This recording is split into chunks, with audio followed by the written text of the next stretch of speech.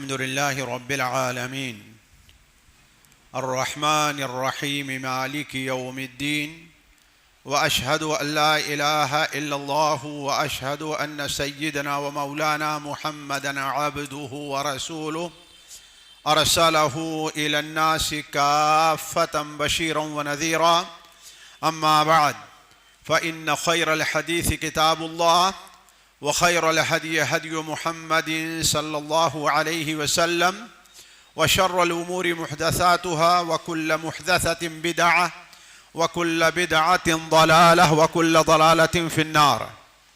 فأعوذ بالله السميع العليم من الشيطان الرجيم من همزه ونفخه ونفثه. بسم الله الرحمن الرحيم. يا أيها الناس قد جاءكم برهان من ربكم وأنزلنا إليكم نورا مبينا فأما الذين آمنوا بالله واعتصموا به فسيدخلهم في رحمة منه وفضل ويهديهم إليه صراطا مستقيما. سبحانك لا علم لنا إلا ما علمتنا إنك أنت العليم الحكيم.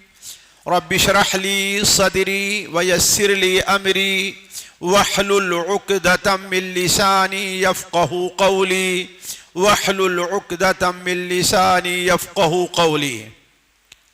عزیز ساتھیوں، قابل احترام دینی بھائیوں اور پیاری بہنوں، السلام علیکم ورحمۃ اللہ وبرکاتہ.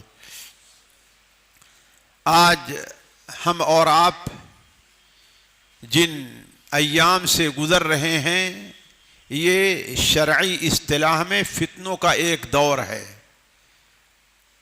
جیسا کہ نبی کریم صلی اللہ علیہ وسلم کی متعدد حدیثیں اس بارے میں ہماری آپ کی رہنمائی کرتی ہیں کہ قیامت سے پہلے صرف امت مسلمہ ہی نہیں بلکہ ساری دنیا کو مختلف قسم کے فتنوں کا سامنا کرنا پڑے گا، اور ان فتنوں کے دور میں ایک مومن، ایک مسلمان کے لیے اپنے دین، اپنی عزت اور اپنی جان اور مال کی حفاظت ایک بہت بڑا مسئلہ ہو جائے گا. ان فتنوں کے اثر سے بہت سے لوگ اپنے دین کا سودا کر لیں گے، بہت سے لوگ ارتداد کے شکار ہو جائیں گے. انہی امور کی طرف اشارہ کرتے ہوئے نبی کریم صلی اللہ علیہ وسلم نے ارشاد فرمایا، جیسا کہ مسند احمد وغیرہ میں حضرت ضحاک ابن قیس رضی اللہ تعالی عنہ سے روایت ہے کہ نبی کریم صلی اللہ علیہ وسلم نے ارشاد فرمایا، ان بین یدی الساعۃ فتنا کقطع اللیل المظلم. قیامت سے پہلے اندھیری رات کے ٹکڑوں کے طریقے سے فتنے ظاہر ہوں گے. کقطع الدخان، دھواں کے ٹکڑوں کے طریقے سے. آپ خود ہی غور کریں، اگر رات اندھیری ہو اور سامنے آپ کے دھواں ہو، اور دھواں صرف ایک نہیں بلکہ دھواں کے بگولے گویا پے در پے آ جا رہے ہیں، جو اس دھواں سے آپ کی آنکھ بھی متاثر ہو رہی ہے اور آپ کی ناک بھی متاثر ہو رہی ہے، جس سے راستہ چلنا آپ کے لیے مشکل ہو جائے. ایسی صورت میں اگر آپ کے گھر میں آگ لگ جائے تو آپ کی کیا کیفیت ہوگی؟ اسی طرف اشارہ کرتے ہوئے آپ نے بیان فرمایا قطع الدخان، اس کا نتیجہ کیا نکلا ہوگا؟ یموت فیہا قلب الرجل کما یموت بدنہ. ان فتنوں کے اثر سے انسان کا دل اس طریقے سے مردہ ہو جائے گا جس طریقے سے اس کا جسم مردہ ہو جاتا ہے. ظاہر بات، اگر کسی کا جسم مردہ ہو جائے، اس کے اوپر آپ ٹھنڈا پانی ڈالیے، گرم پانی ڈالیے، اس پر کوئی اثر نہیں پڑتا ہے. اس کے اوپر آپ ڈنڈے ماریے، چھری چلائیے، اسے پھاڑ دیجئے، اس پر کوئی اثر پڑنے والا نہیں ہے. اسی طریقے سے اگر کسی کا دل مردہ ہو جائے تو اب اس کے سامنے ایمان اور کفر میں کوئی فرق نہیں رہ جائے گا. وہ مسجد میں اگرچہ آتا ہوگا, اپنا نام اگرچہ عبداللہ عبد الرحمن رکھا ہوگا, لیکن موقع ملنے پر وہ قبروں کے سامنے اور بتوں کے سامنے بھی اپنے ماتھے کو ٹیک دے گا. کیوں؟ اس لیے کہ اس کا دل اب زندہ نہیں ہے. اسے اندھیرے اور تاریکی میں کوئی فرق اس کے نزدیک نہیں ہے. نور اور ظلمات کی اس کو تمیز نہیں رہ گئی ہے. اللہ کے رسول نے ارشاد فرمایا اس کا نتیجہ کیا ہوگا؟ یصبح الرجل مؤمنا ویمسی کافرا ویمسی مؤمنا ویصبح کافرا. ایک شخص صبح کے وقت مومن رہے گا, لیکن شام کے وقت, شام ہوتے ہوتے وہ کافر ہو جائے گا. بالکل جیسے آج کل سیاسی جماعتوں کا مسئلہ ہے, صبح کو کوئی کسی پارٹی میں رہتا ہے, شام ہوتے ہوتے جی صبح کو گالی دے رہا تھا اسی پارٹی کو, اور شام ہوتے ہوتے اس کی اب تعریف کرنے لگا ہے. یہی معاملہ مسلمانوں کو ہوگا کہ یصبح الرجل فیہا مؤمنا, صبح کو تو مومن تھا لیکن شام کو کافر ہوگا. یمسی مؤمنا ویصبح کافرا, شام کو مومن ہوگا اور صبح کو کافر بن جائے گا.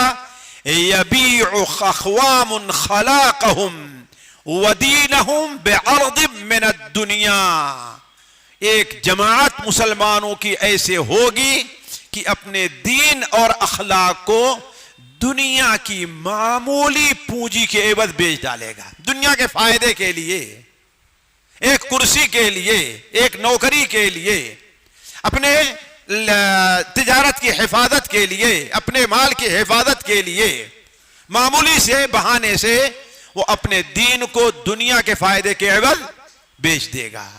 اسی لیے ہمارے نبی صلی اللہ علیہ وسلم نے ایسا وقت آنے سے پہلے لوگوں کو عمل کرنے کا حکم دیا ہے کہ عمل کر لو, نیک عمل کر لو. کیوں؟ نیک عمل کا انسان اگر پہلے سے عادی ہوگا تو اس کے بہت بڑے فائدے ہیں, لیکن دو فائدے بڑے اہم ہیں. میں صرف اشارہ کرتے چل رہا ہوں اس لیے کہ موضوع کوئی دوسرا ہے. اگر بندہ پہلے سے نیک عمل کا عادی ہے تو اس کا دو بڑا فائدہ ہوگا. ایک فائدہ تو یہ ہوگا کہ مشکل وقت میں اس کے لیے عمل کرنا اب مشکل نہیں ہوگا. وہ بیمار ہوگا پھر بھی نماز پڑھ لے گا, اور جو شخص پہلے نماز پڑھتا ہے وہ بیماری کی حالت میں کیسے نماز پڑھے گا؟ وہ کیوں؟ اس لیے کہ جو آدمی کسی کام کا عادی ہوتا ہے اس کے لیے وہ کام مشکل نہیں ہوتا. دوسرا فائدہ یہ ہوگا کہ پچھلے نیک عمل کی برکت سے اللہ تبارک و تعالی اس کی مدد کرے گا اور اس کی حفاظت فرمائے گا. اللہ تعالی حضرت یونس علیہ السلام سے متعلق فرماتا ہے فلولا انه كان من المسبحين للبث في بطنه الى يوم يبعثون. اگر یونس ہمارا بندہ علیہ السلام پہلے سے نماز پڑھنے والا اور تسبیح پڑھنے والا نہ ہوتا, ہمارا ذکر کرنے والا نہ ہوتا, تو للبث في بطنه الى يوم يبعثون, مچھلی کے پیٹ میں وہ قیامت تک رہ جاتا. تو پچھلے عمل کی برکت سے گویا اللہ تعالیٰ اس کی حفاظت فرمائے گا. تو آپ صلی اللہ علیہ وسلم نے اسی لیے فتنوں کے ظاہر ہونے سے پہلے, فتنوں کے چھا جانے سے پہلے, فتنوں کے عام ہونے سے پہلے آپ نے عمل کرنے کا حکم دیا ہے. صحیح مسلم میں حضرت ابو ہریرہ رضی اللہ تعالی عنہ کی روایت ہے کہ آپ صلی اللہ علیہ وسلم نے ارشاد فرمایا بادروا بالاعمال فتنہ, بادروا بالاعمال فتنہ کقطع اللیل المظلم. ایسے فتنے ظاہر ہونے سے پہلے پہلے جو کچھ عمل کرنا ہے عمل کر لو, جلدی عمل کر لو.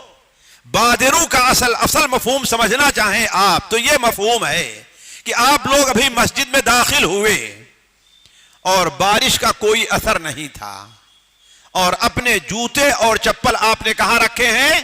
باہر رکھے ہیں. آپ یہاں بیٹھے ہیں کہ اچانک آپ کو محسوس ہوا ہے کہ اب بارش آنے والی ہے.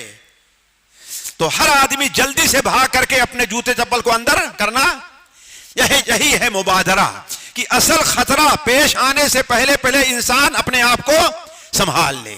تو آپ نے فرمایا بادروا بالاعمال فتنا، ایسے فتنے ظاہر ہونے سے پہلے عمل کر لو جو فتنے رات کے ٹکڑوں کی طریقے سے ہوں گے، جن کے اثر سے بندہ صبح کو مومن ہوگا اور شام کو کافر بن جائے گا، شام کو مومن ہوگا اور صبح کو کافر بن جائے گا، اور دنیا کی معمولی پونجی کے عوض دین کو بیچ ڈالے گا۔ تو فطروں کے ظاہر ہونے سے پہلے اللہ تبارک و تعالی نے ہمیں اور آپ کو عمل کی دعوت دی ہے۔ میرے ساتھیوں اور میرے بھائیوں، میری ان باتوں کو کسی مقرر کی تقریر سوچ کر کے نہ سنیے، میری ان باتوں کو اپنی اصلاح کے لیے ایک مدرس کا سبق پڑھ کر کے سنیے، اس لیے کہ معاملہ اس وقت جیسا درپیش ہے اور جو صورتحال ہے وہ بڑا ہی خطرناک ہے، بڑا ہی خطرناک معاملہ ہے۔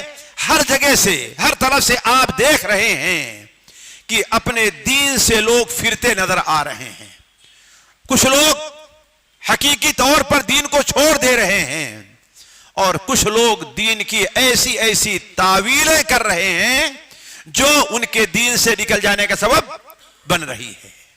تو میری ان باتوں کو آپ اس ناحیے سے یہ سوچ کر کے سنیے کہ یہ باتیں ہمیں اور آپ کو جو کہی جا رہی ہیں وہ اپنے عمل کے لیے اور اپنے سدھارنے کے لیے اور اپنی عاقبت کو بچانے کے لیے باتیں کی جا رہی ہیں۔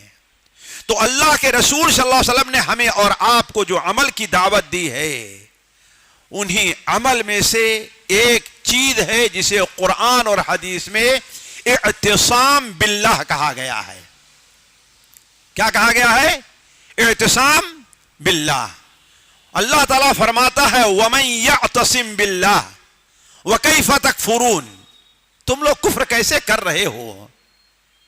یہود کی بات میں، یہود کے کہنے میں تم کیسے آ جا رہے ہو؟ اہل کتاب کے دھوکے میں تم کیسے پڑ جا رہے ہو؟ اپنے ہم وطنوں کے چکر میں تم کیسے پھنس جا رہے ہو؟ وَفِيكُمْ رَسُولُهُ، تمہارے درمیان رسول موجود ہے، اس کی تعلیم موجود ہیں، جو کتاب لے کر کے آیا ہے وہ کتاب موجود ہے تمہارے پاس۔ یاد رکھو وَمَن يَعْتَصِم بِاللَّهِ فَقَدْ هُدِيَ إِلَى صِرَاطٍ مستقیم، جو شخص اللہ تبارک و تعالیٰ کے ساتھ جڑ جائے گا، جو اللہ تعالیٰ کے ساتھ چمٹ جائے گا، جو اللہ تعالیٰ کے ساتھ اپنا تعلق مضبوط کر لے گا، فقد ہدی الی صراط مستقیم، تو گویا اسے صراط مستقیم کی طرف رہنمائی مل گئی ہے، وہ سیدھے راستے پر گامزن ہے، چل چکا ہے۔ تو اعتصام باللہ یہ کیا چیز ہے ساتھیوں؟ اور اعتصام باللہ تین باتیں میں آپ کے سامنے رکھنا چاہوں گا۔ اعتصام باللہ کیا چیز ہے؟ اعتصام باللہ کی اہمیت اور فضیلت کیا ہے؟ اور اعتصام باللہ جب ہم کہتے ہیں تو اس میں کیا کیا چیزیں داخل ہوتی ہیں؟ اور آخر میں اگر وقت رہا تو یہ بات اختصار کے ساتھ ہوگی کہ ہمارے اندر اعتصام باللہ پیدا کیسے ہو۔ یہ 3+1 کتنا ہو گئی؟ جی 4 باتیں ہیں۔ 3 زائد 1 کتنی ہو جائے گی؟ 4 باتیں، لیکن 3 تو بڑی اہم ہے جو آپ کے سامنے رکھنا ہے۔ پہلی چیز یہ ہے کہ اعتصام باللہ کا معنی کیا ہے، جس سے متعلق اللہ تعالیٰ فرماتا ہے کہ وَمَن يَعْتَصِم بِاللَّهِ، جو کوئی بھی اللہ تبارک و تعالیٰ کے ساتھ اعتصام کرے گا، اللہ کے ساتھ اپنے دامن کو، اللہ کا دامن پکڑے رہے گا، فقد ہدی الی صراط مستقیم، تو اس کی رہنمائی کہاں ہوگی؟ صراط مستقیم کی طرف۔ اور دوسری چیز اعتصام باللہ میں کیا، اعتصام باللہ کی اہمیت اور فضیلت کیا ہے؟ اور تیسری چیز اعتصام باللہ میں کیا کیا چیزیں داخل ہیں؟ یہ 3 اور زائد 1 بات، یعنی اعتصام باللہ ہمارے کیسے پیدا ہو، یہ 4 چیزیں ہیں ہمارے سامنے۔ دیکھیں پہلی چیز ہے اعتصام باللہ کہ معنی کیا ہوتا ہے؟ اعتصام بنا ہے عاصمہ سے. عاصمہ کے معنی اصل جو ہوا کرتا ہے وہ کسی چیز کو مضبوطی سے پکڑنا، تھامنا، بچنا اور بچانا، روکنا اور رکے رہنے کا ہوا کرتا ہے. اسی لیے عربی میں ایک لفظ ہے عاصمہ. عاصمہ کہتے ہیں کیپٹل اور راجدھانی کو. اسے عاصمہ کیوں کہتے ہیں؟ اس لیے کہ پورے ملک کی حفاظت اور پورے ملک کے بچاؤ کا فرمان کہاں سے جاری ہوتا ہے؟ جی یہیں سے جاری ہوا کرتا ہے. تو اسی سے بنا ہے عاصمہ. تو گویا اعتصام کے معنی ہوا کسی چیز کو مضبوطی سے پکڑے رہنا، اس سے چمٹے رہنا، کسی خوف سے بچنے کے لیے، نقصان سے بچنے کے لیے، کسی فائدے کو حاصل کرنے کے لیے، کوئی فائدہ پہنچانے کے لیے اس کے ساتھ انسان جڑا رہے. یہی معنی اعتصام کا ہے. اور اسی سے بنا ہے فاستعصم. حضرت یوسف علیہ السلام کے واقعے میں ہے کہ لکنہ فاستعصم، وہ لیکن وہ بال بچ گیا. یوسف علیہ السلام کیا ہے؟ وہ بال بچ گئے. تو جب ہم کہتے ہیں کہ اعتصام باللہ تو اس کا معنی یہ ہوتا ہے کہ کسی ایسی چیز سے جو ہمارے لیے باعث ضرر ہے، اس سے بچنے کے لیے ہم اللہ تعالی کا سہارا لیں. یہی چیز اعتصام باللہ ہے. ہم بذات اپنی فطرت کے لحاظ سے انسان کمزور پیدا کیا گیا ہے. وَخُلِقَ الْإِنسَانُ ضَعِيفًا. اور یہ آیت سورہ نساء کی وَخُلِقَ الْإِنسَانُ ضَعِيفًا یاد آ گیا تو کہہ دوں آپ کے سامنے، یہ ہمیں اور آپ کو ان حالات میں بہت بڑا پیغام دے رہی ہے. یہ آیت جس ضمن میں پیش کی گئی ہے وَيُرِيدُ الَّذِينَ يَتَّبِعُونَ الشَّهَوَاتِ أَن تَمِيلُوا مَيْلًا عَظِيمًا. جو لوگ خواہشات اور شہوات کی پیروی کرتے ہیں وہ یہ چاہتے ہیں کہ تم اللہ کے راہ سے بھٹک جاؤ، اور اللہ تعالیٰ چاہتا ہے کہ تمہاری توبہ قبول کرے. واللہ یرید ان یتوب علیکم، اللہ تمہاری توبہ قبول کرے. وخلق الانسان ضعیفا، انسان کمزور پیدا کیا گیا ہے. خصوصاً ساتھیوں انسان دو معاملے میں بڑا کمزور پیدا کیا گیا ہے، اپنی شہوات کے مقابل میں اور شبہات کے مقابل میں. خصوصاً شہوات کے مقابل میں انسان بڑے بڑے سے دیندار لوگوں کا ایمان مال کے سامنے کیا ہوتا ہے؟ کمزور پڑ جاتا ہے. انسان بہت سے لوگ آپ دیکھیں گے بڑے نمازی، بڑے دیندار، سب کچھ ہیں، لیکن جہاں مال کا معاملہ آیا وہاں کھسک گئے. اسی طریقے سے منصب کی شہوت جو ہے، سرداری کی شہوت، اس کے لیے انسان بڑا کمزور واقع ہوا ہے. وہ سردار بن گیا تو وہ کبھی بھی اس کو چھوڑنا نہیں چاہتا ہے، بلکہ سرداری کے لیے وہ کیا کیا چیزیں قربان نہیں کر دیتا ہے. مولانا حضرات رہتے ہیں لیکن صدر بننے کے لیے جی بہت کچھ کر جاتے ہیں. اسی لیے ہمارے نبی صلی اللہ علیہ وسلم نے، میرے ساتھیوں، میرے اہل علم دوستوں، سنن ترمذی کی جو کعب ابن مالک سے جو حدیث مروی ہے، اس حدیث کو ہمیشہ اپنے سامنے رکھیں، ہمیشہ اپنے سامنے رکھیں. نبی کریم صلی اللہ علیہ وسلم نے ارشاد فرمایا ہے ما ذئبان جائعان، دو بھوکے بھیڑیے، دو بھیڑیے جو کیا ہوں؟ بھوکے ہوں.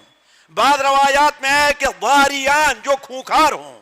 یعنی گویا کہ اولا تو بھیڑیا ہے جس کا کام کیا ہے؟ پھاڑ کھانا ہے، اور دوسرے بھوکا ہے تو اب جی اور پھاڑ کھائے گا، اور تیسرے بھیڑیا بھی معمولی بلکہ بڑا کھونکھار بھیڑیا ہے.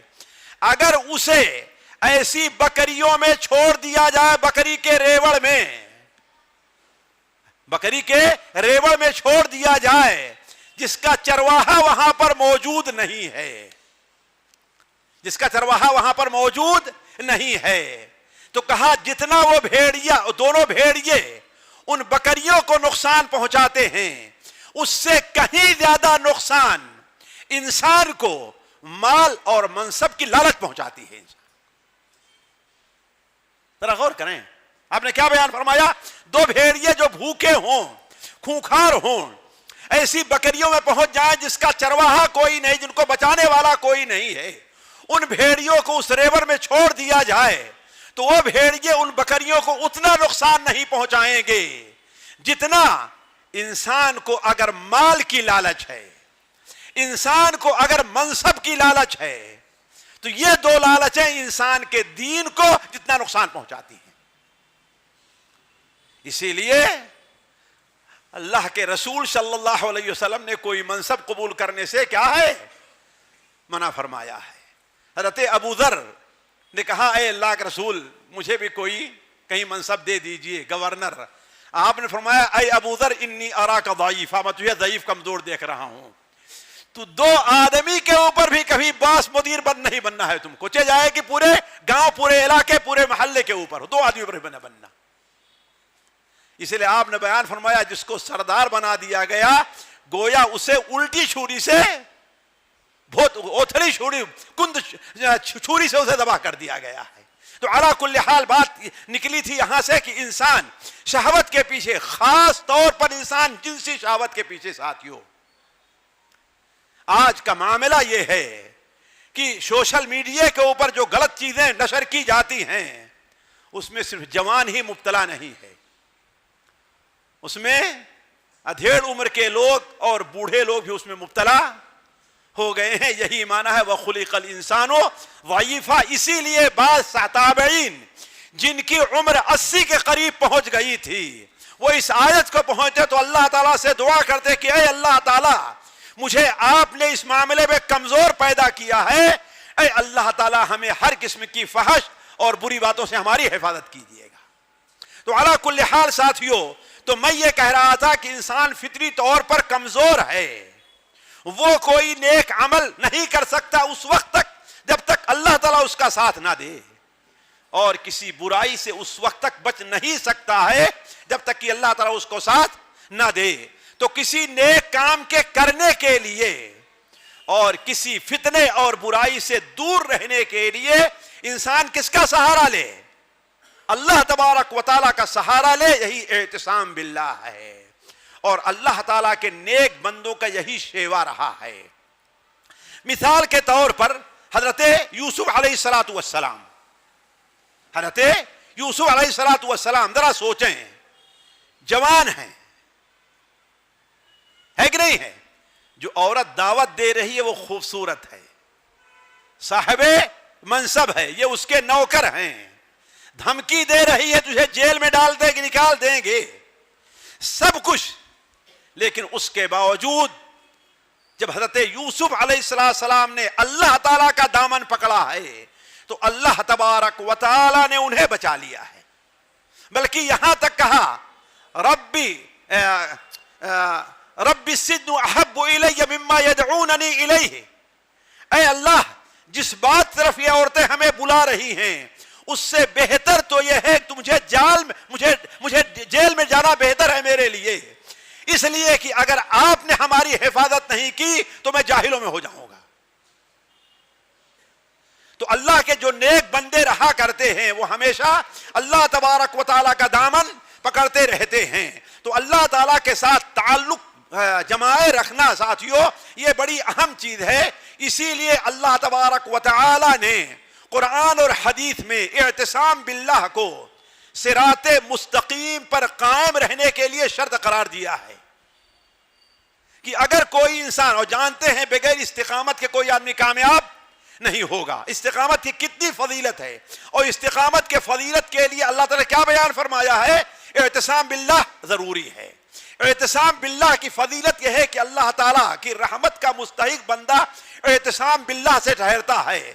یعنی اگر کوئی آدمی اپنا تعلق اللہ تعالیٰ سے جوڑے رہے, اللہ تبارک و تعالیٰ کی پناہ میں آ جائے تو اللہ تبارک و تعالیٰ اس کے اوپر اپنی رحمت نازل کرتا ہے. وَمَن يَعْتَصِم بِاللَّهِ, جیسا کہ اللہ تبارک و تعالیٰ نے فرمایا ہے کہ یا ایھا الناس, اے لوگو, قد جاءکم برہان من ربکم, تمہارے طرف اللہ تبارک و تعالیٰ کی رحمت آ چکی ہے, اللہ کی طرف سے دلیل آ چکی ہے. وَأَنزَلْنَا إِلَيْكُمْ نُورًا مُبِينًا، اور ہم نے تمہاری طرف نور مبین کو نازل کیا ہے۔ گویا اعتصام باللہ کے لیے نور مبین کا اہتمام کیا چیز ہے؟ قرآن مجید ہے، اس کا اہتمام بہت ضروری ہے۔ تو فَأَمَّا الَّذِينَ آمَنُوا، پس جو لوگ اس نور مبین پر اور رسول پر ایمان لے آتے ہیں، وَاعْتَصَمُوا بِهِ، اور اللہ تبارک و تعالی کے ساتھ اپنے آپ کو جوڑے رکھا ہے، جمائے رکھا ہے، تو فَسَيُدْخِلُهُمْ فِي رَحْمَةٍ مِّنْهُ، اللہ تعالیٰ ان لوگوں کو اپنی رحمت میں داخل کرے گا، ان کے اوپر اپنے فضل کی بارش کرے گا، وَيَهْدِيهِمْ إِلَيْهِ صِرَاطًا مُسْتَقِيمًا، اور انہیں صراط مستقیم طرف ان کی رہنمائی کرے گا۔ اور یاد رکھیں انسان اللہ دنیا میں انسانوں اور شیطان کے چیلوں سے اسی وقت محفوظ رکھ سکتا ہے جب اس کے اندر اعتصام باللہ پایا جائے۔ اعتصام باللہ اگر بندے کے اندر موجود ہے تو وہ اختلافات سے بھی بچ سکتا ہے کہ آخر اختلاف جو ہو رہا ہے ہمارے درمیان کیوں ہو رہا ہے۔ آج سب سے بڑا نقصان ہماری امت کو اس بات سے ہے کہ آپس میں اختلاف ہے، پھوٹ ہے۔ ایک جماعت کے اندر ایک ہی جماعت ہوتی ہے، اس کے اندر فوٹ اور گروپ بندی اور گٹ بازی نظر آیا کرتی ہے۔ اس کی وجہ کیا؟ اس کی وجہ سے آج ہماری طاقت کمزور ہو گئی ہے۔ اور یہ گٹ بازی ہمارے اندر کیوں پیدا ہوئی ہے؟ اعتصام باللہ ہمارے اندر نہیں پایا۔ آخر اختلافات صحابہ کرام بھی ہوتے تھے نہیں ہوتے تھے؟ بڑے سے بڑے اختلافات ہوا کرتے تھے، لیکن صحابہ کرام کے یہ اختلافات کتنی آسانی سے فوراً دور ہو جایا کرتے تھے۔ کیوں؟ اس لیے کہ صحابہ کرام اعتصام باللہ کو لازم پکڑے ہوئے تھے۔ تو علی کل حال ساتھیوں، اعتصام باللہ بڑی اہم چیز ہے۔ اب ہم آپ کے سامنے یہ رکھتے ہیں سمجھانے کے لیے دیکھ کی اعتصام باللہ جو ہے جب ہم کہتے ہیں تو اس کا دو معنی ہے، اس کے اوپر غور کریں آپ لوگ۔ ایک اعتصام بحبل اللہ اور ایک اعتصام بذات اللہ، دو چیزیں ہیں، اور قرآن مجید میں دونوں ہیں۔ وَاعْتَصِمُوا بِحَبْلِ اللَّهِ جَمِيعًا، وَاعْتَصَمُوا بِهِ اے باللہ، دونوں چیزیں آئی ہوئی ہیں۔ جب ہم کہتے ہیں اللہ تعالیٰ سے اپنے تعلقات کو جوڑو، اللہ تعالیٰ سے اپنے تعلقات کو مضبوط کرو، اللہ تعالیٰ کے ساتھ چمٹے رہو، تو اس کے اندر دو چیزیں داخل ہوتی ہیں۔ پہلی چیز یہ ہے کہ اللہ تبارک و تعالیٰ کی رسی کو مضبوطی سے تھام لیا جائے، جیسے اللہ تعالیٰ فرماتا ہے وَاعْتَصَمُوا بِحَبْلِ اللَّهِ، اللہ کی رسی سے کیا مراد ہے؟ علماء نے اس کی مختلف تفسیر کی اور ہر تفسیر مراد ہے۔ کسی نے کہا حبل اللہ سے مراد دین ہے، کسی نے کہا حبل اللہ سے مراد قرآن مجید ہے، کسی نے کہا حبل اللہ سے مراد نبی کریم صلی اللہ علیہ وسلم کی سنت ہے، اور ہم کہتے ہیں یہ ساری چیزیں بھی اس میں داخل ہیں۔ اعتصام بحبل اللہ سے مراد ہے کہ انسان اللہ تبارک و تعالیٰ کی نازل کردہ شریعت کی مکمل طور پر پابندی کرے، اور یہ پابندی مکمل اس وقت تک ہوگی۔ آج ہمارے ہاں یہ بہت بڑی کمی پائی جا رہی ہے ساتھیوں۔ دیکھیے جو دین اللہ تعالیٰ نے ہمیں دیا ہے اس کے چار حصے ہیں، یہ چار حصے ہیں، عقیدہ ہے، عبادات ہیں، اخلاق ہیں اور معاملات ہیں۔ اور یہ چاروں چیزیں جب تک ہمارے اندر نہیں پائی جائیں گی ہمارا تعلق اللہ تعالیٰ سے مضبوط نہیں ہوگا۔ ہم میں بہت سے لوگ ہیں وہ اپنے عقیدے کے اندر بڑے پختہ ہونے کا دعویٰ کرتے ہیں اور کہتے ہیں ہم تو موحد ہیں، لیکن توحید کا کوئی اثر نہ ان کے چہرے پر ظاہر ہوتا ہے، نہ ان کے کپڑے پر ظاہر رہا کرتا ہے، اور نہ ان کے عمل سے ظاہر رہا کرتا ہے۔ نماز نہیں پڑھیں گے اور موحد بنے ہوئے ہیں، جماعت چھوٹ رہی اور موحد، کون سی توحید ہے یہ؟ ذرا سوچیں آپ، شیخ کون سی توحید ہے جو نماز نہیں پڑھتا ہے؟ ذرا سوچیں کون سی توحید ہے؟ تو ضروری یہ ہے کہ ہمارے اعتصام باللہ کے لیے ہمارا عقیدہ بھی درست ہو اور ہمارے اعمال بھی درست ہوں، عبادت ہماری عبادت بھی، اور تیسری چیز ہمارے معاملات بھی درست ہوں۔ بہت سے لوگ عبادات کے بڑے پختہ ہوا کرتے ہیں لیکن لوگوں سے ان کے معاملات کیا ہیں؟ بگڑے رہا کرتے ہیں، اور معاملات کے ساتھ ساتھ ہماری اخلاقیات بھی درست ہوں۔ ابھی ایک داعی کی میں تقریر سن رہا تھا، وہ بیان کر رہے تھے اور انشاءاللہ وہ سچے ہیں جیسا کہ ان کی شکل و صورت ہے اور داعی ہیں۔ کہا کہ ایک بات کی اہمیت ذرا دیکھیے. ایک بار میں مسجد سے نکلا تو میں کیا دیکھتا ہوں کہ ایک شخص میرا انتظار کر رہا اور میں اس کو پہچانتا ہوں. کہا کہ آپ نے مجھ کو پہچانا؟ کہا کہ ہاں ہمیں. کہا کہ فلاں محلے میں اور فلاں نمبر گھر پہ جو لوگ رہتے ہیں آپ ان کو پہچانتے ہیں؟ ہاں ہم نے کہا فلاں صاحب ہیں. کہا ان لوگوں نے مجھے آپ کے پاس بھیجا ہے. کہا کیا ہے؟ کہا کہ ان کی والدہ کا رات میں انتقال ہو گیا ہے. ان کی والدہ کا رات میں انتقال ہو گیا ہے. ہم نے کہا انا للہ و انا الیہ راجعون، اللہ ان کی مغفرت کرے، اللہ ان کے پسماندگان کو صبر کی توفیق عطا فرمائے. کہا نہیں معاملہ یہ نہیں. کہا کیا؟ پہلے تو کہے ہم نے سمجھا کچھ میراث کا مسئلہ ہے، انتقال کے بعد سب سے بڑا جھگڑا کس کا ہوتا ہے؟ میراث کا ہوتا ہے. کہا یہ مسئلہ نہیں ہے. کہا ان کی والدہ نے اپنی زندگی میں ایک وصیت نامہ لکھا تھا اور اپنے سراہنے رکھ لیا تھا اور اپنے بچوں سے یہ وعدہ لیا تھا کہ یہ وصیت نامہ میرا ہے، ہم نے جیسے لکھا ہے اسے تم اسی طریقے سے نافذ کرنا، اسی طرح سے تم نافذ کرنا. اور جب اس کا انتقال ہو گیا اور بچوں نے ان کی وصیت کو نکال کر کے پڑھا تو وصیت میں لکھا ہوا تھا کہ مجھے تم لوگ جو فلاں عیسائیوں کا قبرستان ہے وہاں پر دفن کرنا اور انہی کے طریقے سے مجھے دفن کیا جائے گا اور وہی میرا جو خاندان ہے ان لوگوں کے پاس مجھے دفن کرنا ہو. جبکہ 50 سال ہو گئے وہ مسلمان ہو چکی تھی. کتنا؟ 50 سال ہو گیا مسلمان ہوئی تھی. کہا کہ اب لوگ پریشان ہیں. بعض بچے کہتے ہیں نہیں یہ ہماری امی مسلمان ہو گئی تھی اور مسلمان رہی، ہم اس وصیت کو نافذ نہیں کریں گے. اور دوسرے لوگ کہتے ہیں نہیں امی کی یہ وصیت ہے، اپنے ہوش حواس اور عقل و سمجھ میں انہوں نے اپنی وصیت اس کو نافذ کیا جائے. تو کہا بھائی ہم نے کہا یہ مسئلہ تو میں اکیلے نہیں بتا سکتا، علماء کی کوئی کمیٹی دفتر افتاء کا دفتر ہے وہاں بھیجو کیا فتویٰ دیتے ہیں. البتہ میں جتنا سمجھتا ہوں کہ اگر اس نے عقل اور سمجھ سے بغیر کسی دباؤ کے یہ وصیت دی گئی تو اس کو نافذ کیا جائے. لیکن ہم نے پوچھا کہ آخر بتاؤ کہ پوری زندگی وہ مسلمان رہی، نماز اس نے پڑھا اور بچے اس کے مسلمان ہیں، مسلمان ہوئے، آخر اتنے یہ وصیت لکھی کیوں ہے؟ کہا اصل میں وجہ یہ ہے کہ پڑھائی کے زمانے میں اس کی دوستی کسی مسلمان لڑکے سے ہو گئی ہے اور ڈاکٹر تھا وہ بھی اور یہ بھی، اور دونوں کی شادی ہو گئی. مہینہ 2 مہینہ سال گزرتے رہے لیکن شوہر جو ہے وہ بڑا بدخلق تھا. ذرا سے کوئی بات ہو تو اس کو دھمکی، دیکھو ٹھیک سے رہو، بات کرو ورنہ میں دوسری عورت سے شادی کر لوں گا اور تم کو کنارے کر دوں گا. دھمکی دیتا رہا اور یہ صبر کرتی رہی. کہا اخلاق اس کا اپنی بیوی کے ساتھ اس قدر برا تھا کہ الامان الحفیظ. اور اب جب اس کی عمر 50-55 سال کی ہو گئی تو اس نے 2 سال پہلے ایک عورت سے شادی کر لیا اور وہ بھی جو اس سے عمر میں 20-25 سال چھوٹی تھی اور اس کو طلاق نامہ بھیج دیا ہے. اس سے یہ متاثر ہو کر کے اس نے یہ قدم اٹھایا ہے.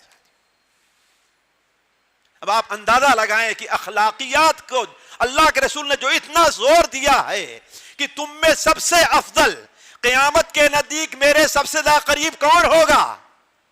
جس کا اخلاق سب سے اچھا ہوگا.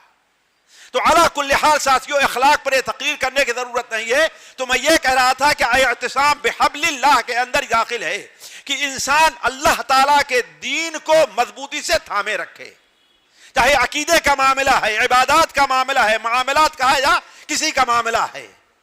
اگر اسی لیے تو اسلام نے ہمیں حکم دیا ہے اگر کوئی تمہارے ساتھ خیانت کرتا ہے تو تم بدلے میں بھی اس کے ساتھ خیانت نہ کرو. چاہے پہلے خیانت کرنا ہے بدلے میں اس کے ساتھ خیانت میں نہیں کرنی ہے. لا تخن من خانک، اللہ کے رسول حدیث سنن ابو داؤد میں ہے کہ جو تمہارے ساتھ خیانت کرے تم اس کے ساتھ خیانت نہ، یعنی اس قدر اخلاق کی اہمیت اللہ کے رسول نے بیان فرمائی ہے. تو پہلی چیز یہ ہے ساتھیوں کہ اللہ تعالیٰ کے رضی کو مضبوط پکڑ لیا جائے. اللہ تبارک و تعالیٰ فرماتا ہے وَاعْتَصِمُوا بِحَبْلِ اللَّهِ جَمِيعًا، اللہ تعالیٰ کی رسی کو تم مضبوطی سے تھامے رکھو. اور اس حدیث کو یاد کریں جو حدیث حضرت ابو ہریرہ رضی اللہ تعالیٰ عنہ سے روایت ہے. نبی کریم صلی اللہ علیہ وسلم نے ارشاد فرمایا، صحیح مسلم میں ہے کہ ان اللہ یرضی لکم ثلاثا ویکرہ لکم ثلاثا، اللہ تعالیٰ تمہارے لیے 3 چیزوں کو پسند کرتا ہے اور 3 کام کو ناپسند کرتا ہے. 3 چیزیں جو پسند کرتا ہے وہ کیا ہے؟ اللہ تبارک و تعالی کی عبادت کرو، اللہ کی عبادت میں کسی کو شریک نہ ٹھہراؤ۔ تمہارے اندر کیا ہونی چاہیے؟ توحید۔ ایک مسلمان کے لیے بنیادی چیز کیا ہونی چاہیے ساتھیوں؟ اللہ تبارک و تعالیٰ کی توحید ہونی چاہیے، شرک اس کے قریب نہیں آنا چاہیے۔ دوسری چیز آپ نے بیان فرمائی وَأَن تَعْتَصِمُوا بِحَبْلِ اللَّهِ جَمِيعًا، اور اللہ تبارک و تعالیٰ کی رسی کو مضبوطی سے تھامے رکھو۔ اللہ تعالیٰ کو یہ چیز پسند ہے، اس کے دین کو مکمل طور پر پکڑے رکھو۔ اور تیسری بیان فرمائی وَلَا تَفَرَّقُوا، اور آپس میں اختلافات نہ پیدا کرو۔ یہ تین چیزیں ہیں جن کو اللہ پسند کرتا ہے، اور تین چیزیں جس کو ناپسند کرتا ہے قیل وقال ہے، وکثرت السؤال ہے، واضاعۃ المال ہے۔ یعنی جیسے کہ آج کل نعوذ باللہ من ذالک، ابھی شیخ صاحب بڑی اچھی باتیں کر رہے تھے، قیل وقال، ہم مجلس کے اندر بیٹھ گئے، ہماری مجلس میں اب دینی باتیں کم ہوا کرتی ہیں۔ کسی مجلس کے اندر بیٹھ جائیے، زیادہ باتیں کیا ہوں گی؟ قیل وقال، ارے فلاں یہ کہہ رہا اور فلاں یہ کہہ رہا ہے، اس چینل پر یہ خبر آ رہی، اس کے اوپر یہ خبر آ رہی ہے، فلاں نے یہ کہا اور فلاں نے یہ کہا۔ یہی قیل وقال ہے جسے اللہ تعالی ہمارے اوپر حرام قرار دیا ہے۔ اور دوسرا وکثرت السؤال، بہت زیادہ سوال کرنا۔ آج لوگ عمل کم کرتے ہیں، سوال زیادہ کرتے ہیں، ہے کہ نہیں ہے؟ اگر میں بیٹھ جاؤں ابھی 1 گھنٹے کے لیے تو لوگوں کے سوالات ختم نہیں ہوں گے۔ بہت زیادہ سوال لوگ کہتے ہیں صرف آزمانے کے لیے کہ ہاں یہ مولوی صاحب کیا فتویٰ دیتے ہیں، ہے کہ نہیں؟ فلاں صاحب تو یہ کریں، لیکن یہ مولوی صاحب تو عمل کرنے کے لیے کوئی آدمی سوال نہیں کرتا۔ اسی کی ممانعت ہے، اور صحابہ کرام کی یہی خوبی تھی کہ سوال کم کرتے تھے اور عمل زیادہ کرتے تھے۔ اور آج کے زمانے کی خوبی ہے کہ سوالات زیادہ ہوا کرتے ہیں اور عمل کم رہا کرتا ہے۔ تو کثرت السؤال واضاعۃ المال، اور مال کو کیا کرنا ہے؟ ضائع نہیں کرنا ہے۔ علی کل حال کہنے کا مطلب یہ ہے ساتھیوں، اعتصام باللہ کے اندر داخل ہے، بحبل اللہ میں یہ چیز داخل ہے کہ اللہ تعالیٰ کے دین کو انسان مضبوطی سے تھامے رکھے، اور یہی چیز ہے جس کی دعوت اللہ کے رسول صلی اللہ علیہ وسلم نے ہمیں اور آپ کو اپنی زندگی کے سب سے بڑے اجتماع حجۃ الوداع کے موقع پر ہمیں اور آپ کو دیا تھا۔ حضرت عبداللہ ابن عباس کی روایت ہے مستدرک حاکم کے اندر، نبی صلی اللہ علیہ وسلم نے ارشاد فرمایا اے لوگو، شیطان اس بات سے تو مایوس ہو چکا ہے کہ جزیرے عربیہ میں اب اس کی عبادت کی جائے گی، یعنی جزیرے عربیہ میں دوبارہ شرک نہیں پیدا ہوگا۔ لیکن پیدا ہوا کہ نہیں پیدا ہوا شرک؟ جی، سوریہ میں، فلسطین میں، لبنان میں، سعودیہ کو اللہ نے ابھی تک بچایا رکھا ہے، وہ اللہ کرے کہ محفوظ رہ جائے، اللہ کرے حفاظت کرے، اس کو ہمیں سب کی دعا کرنی چاہیے، ہے کہ نہیں؟ لیکن بغل میں تو شیطان مایوس تھا، اس کا مطلب یہ نہیں کہ وہاں شرک پیدا نہیں ہوگا، ہے کہ نہیں ہے؟ یہ شیطان کی مایوسی ہے، اللہ کی طرف سے یہ حکم نہیں تھا۔ تو شیطان اس سے مایوس ہے، جزیرے عربیہ میں اس کی عبادت کی جائے گی، لیکن ایک بات سے مایوس نہیں ہے، مما تحاقرون من اعمالکم، اپنے بعض اعمال کو جس کی وجہ سے تم شیطان کی اتباع کرو گے اور اس کو تم معمولی اور حقیر سمجھو گے۔ مثال کے طور پر آپس میں لڑنا، آپس میں اختلافات کرنا، اس کو تم لوگ کیا سمجھو گے؟ معمولی کوئی بات نہیں، کسی سے اختلاف کر لینا، لیکن یہ بڑی خطرناک چیز ہوگی۔ کل حال آخر میں اسی حدیث کے اندر آپ نے بیان فرمایا کہ میں تمہارے درمیان 2 چیزیں چھوڑ کر کے جا رہا ہوں، جب تک تم اسے مضبوطی سے تھامے رہو گے کبھی تم گمراہ نہیں ہوگے۔ وہ کیا ہے؟ کتاب اللہ اور سنت رسول ہے، کتاب اللہ اور سنت رسول صلی اللہ علیہ وسلم ہے۔ دوسری چیز جو اس میں داخل ہے اللہ، اور وہ میں ذرا اس کی طرف خصوصی توجہ دلاؤں گا، اللہ تبارک و تعالیٰ اعتصام باللہ میں، اعتصام بذات اللہ، فالذین آمنوا باللہ واعتصموا بہ، جو لوگ اللہ پر ایمان لے اور اس کے ساتھ چمٹ گئے۔ تو اللہ تبارک و تعالی کی ذات سے چمٹنے میں کیا داخل ہے؟ یہ بڑی اہم چیز ہے۔ اللہ تعالیٰ کی ذات سے چمٹنے میں داخل یہ ہے کہ بندہ مکمل طور پر اپنے آپ کو، اپنی خواہشات کو کس کے حوالے کر دے؟ اللہ تعالیٰ کے حوالے کر دے۔ وہ محبت کرے تو کس سے کرے؟ اللہ سے۔ ڈرے تو کس سے ڈرے, امید رکھے تو کس سے امید رکھے, توکل کرے تو کس سے کس پر توکل کرے, مانگے تو کس سے مانگے. جی سب کچھ اللہ تعالیٰ سے ہونا چاہیے, کوئی اس کے سامنے اور دوسرا نہیں ہو. اگر یہ صفت بندے کے اندر پائی جائے گی تو اللہ تبارک و تعالی اسے بدعات سے محفوظ رکھے گا, ہلاکت سے محفوظ رکھے گا, گمراہی سے محفوظ رکھے گا. تو کہنے کا مطلب یہ ہے کہ اللہ تبارک و تعالی کی ذات سے چمٹے رہنے میں داخل یہ ہے کہ انسان اللہ تبارک و تعالی پر توکل کرے, بھروسہ کرے. ذرا اس حدیث کے اوپر آپ غور کریں اور اس دعا کو یاد کر لیں, اپنی زندگی کا ایک حصہ بنائیں.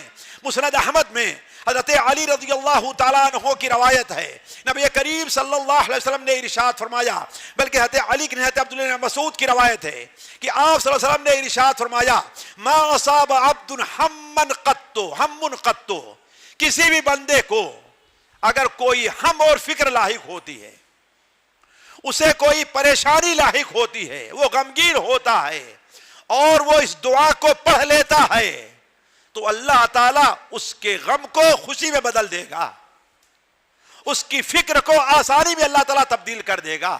وہ دعا کیا ہے؟ اللہ تعالیٰ کے ساتھ چمٹے رہنے میں یہ چیز داخل ہے. دیکھیں بندہ کیا دعا کرتا ہے, اللہم انی عبدک وابن عبدک وابن امتک ناصیتی بیدک ماض فی حکمک عدل فی قضاؤک اللہم انی اسألک بکل اسم هو لک سمیت به نفسک او انزلته فی کتابک او علمته احدا من خلقک او استأثرت به فی علم الغیب عندک ان تجعل القرآن الکریم ربیع قلبی وذہاب ہمی وجلاء غمی.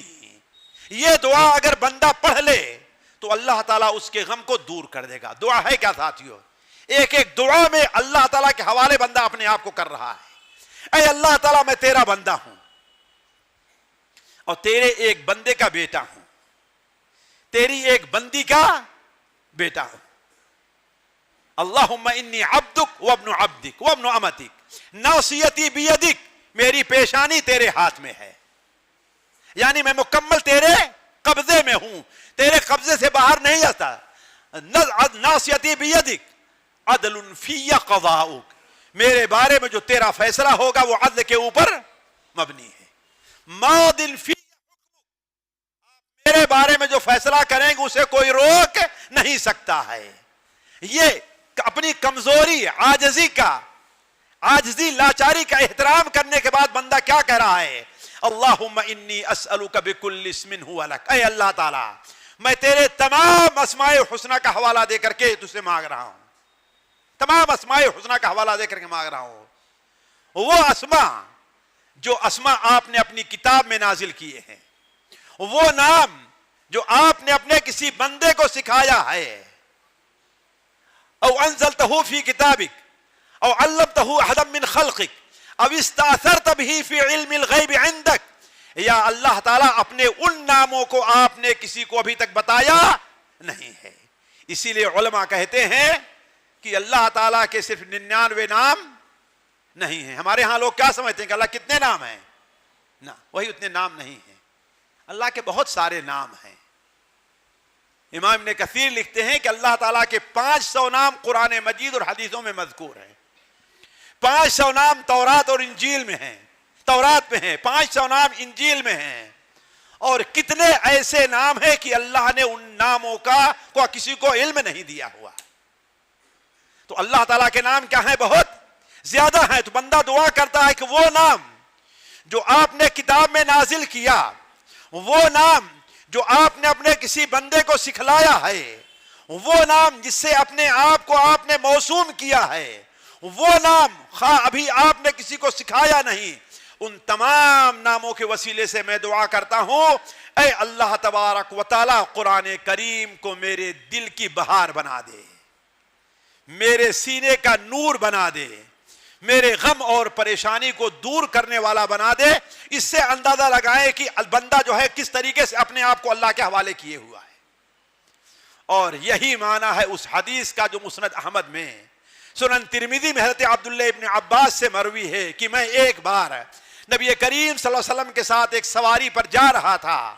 آپ میری طرف متوجہ ہوئے اور کہا یا غلام، اے بچے. حضرت عبداللہ بن عباس سے نبی صلی اللہ علیہ وسلم کا رشتہ کیا تھا؟ جی چچے داد. لیکن آپ نے کہا اے بچے. کیوں؟ دونوں کی عمر میں کتنا فرق تھا؟ جی کتنا فرق تھا دونوں کی عمر میں؟ 50 سال سے زیادہ فرق تھا. کتنا؟ 50 سال کے قریب فرق تھا. ذرا سوچیں.